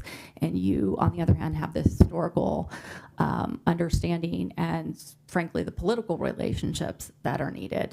And I hadn't really thought about that, but I think we do need to think about it as a combination, and what is the best actual combination of people that we can bring there. So I would agree that that those should be the appointments. And I'm happy to have you and Supervisor Cottrell be the alternates on NVTA. Okay, so we have a motion.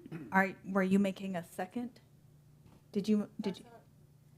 That sounded like a second, Supervisor Gallagher. Yes, that was a second. Okay. Okay, Sure. well. Public comment? Control. Yes. Yeah.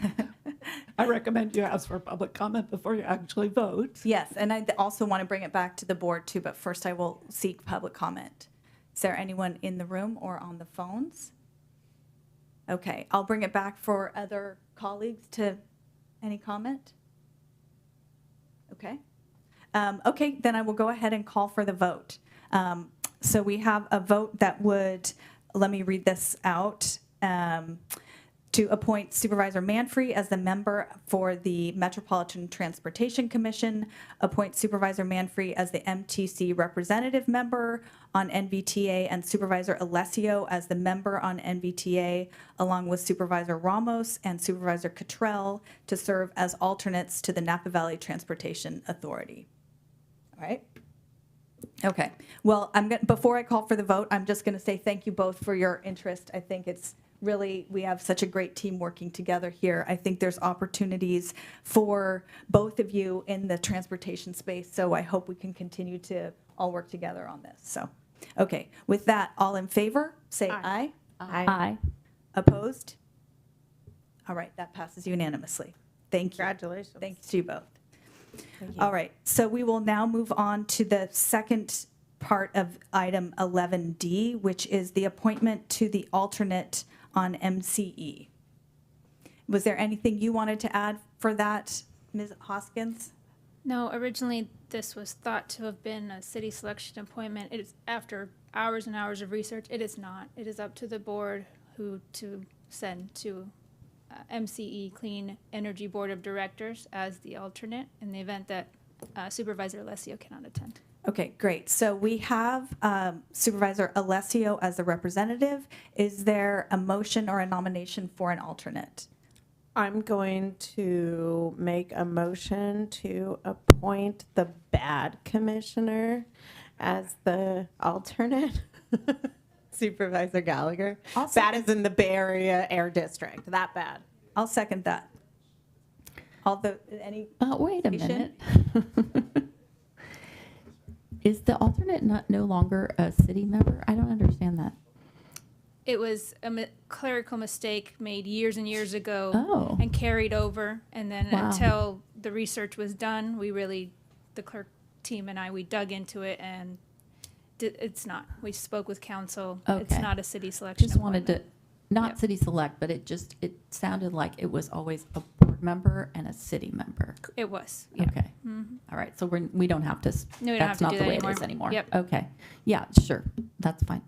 Okay. So I will just make sure there's no public comment in the room or on the phones on this. All right. And I will ask for a vote. All in favor of Supervisor Gallagher serving as alternate on the MCE board? Say aye. Aye. Aye. Motion passes.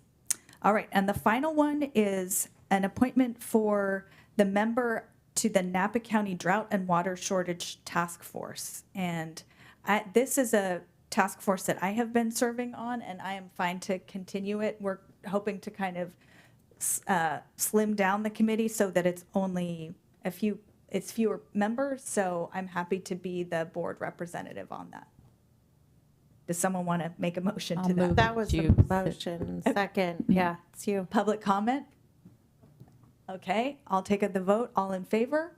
Aye. Aye. Motion passes unanimously. All right. Thanks, everyone. We will now move to item 12. We have actually no special districts, and we have dropped item 13A on the agenda. So we'll move to item 13B, which is the introduction and intention to adopt an ordinance amending Chapter 8.80 Disaster Recovery to extend the effective date and expand the provisions to any declared local emergencies affecting property or structures. Good afternoon, Mr. Dooley. Good afternoon, Chair Cottrell, members of the board. Jason Dooley, Chief Deputy County Counsel. Before you is an amendment to the Disaster Recovery Ordinance found in Chapter 8.80 of the Napa County Code. This item came before the previous board on December 17th, and staff was directed to clarify certain language relating to the reestablishment of non-conforming uses. First, a brief summary of the amendment. The current ordinance provides administrative relief to victims of specified fire disasters, including relief from procedural requirements of the viewshed and conservation regulations. By its terms, the ordinance expired on December 31st, 2024. In July of 2024, the board directed staff to revise the effective date of the Disaster Recovery Ordinance, to extend it for the previous disasters, and to consider making the terms of the ordinance applicable to other disasters that may occur in the future. The proposed amendment accomplished both of these goals by extending the effective date to be 5 years from the declaration of local emergency, while also extending it for the 2017, 2018, and 2020 fires to expire on October 1st, 2025. In addition, the amendment expands the definitions and the operative provisions of the ordinance to apply to any natural disaster that results in the declaration of a local emergency. This will make it so that amendments to the ordinance are not required after each disaster occurs. At the last hearing, questions were raised about the language use and the clarity of provisions relating to legal nonconformities, and staff cleaned up that language and clarified it, and that new language can be found in section 8.80.140. With those changes, staff recommends adopting the proposed amendment. We ask that the board open a public hearing, take public comment, and deliberate and adopt a motion of intent to adopt the ordinance. Thank you, and I'm happy to answer any questions you may have. Thank you. So I will go ahead and open the public hearing and take any public comment that we have in the room or on the phones. Seeing none, I'll close it and bring it back to the board for discussion. And can you again reference the, I'm looking for those updated changes. Yes, so the changes regarding legal nonconformities are in section 8.80.140, which in the red line version is on page 10.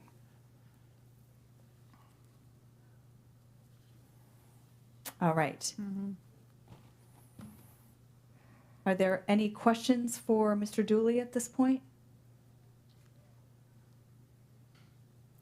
None. Okay. I'm taking a moment to find that place in the ordinance, so pardon me.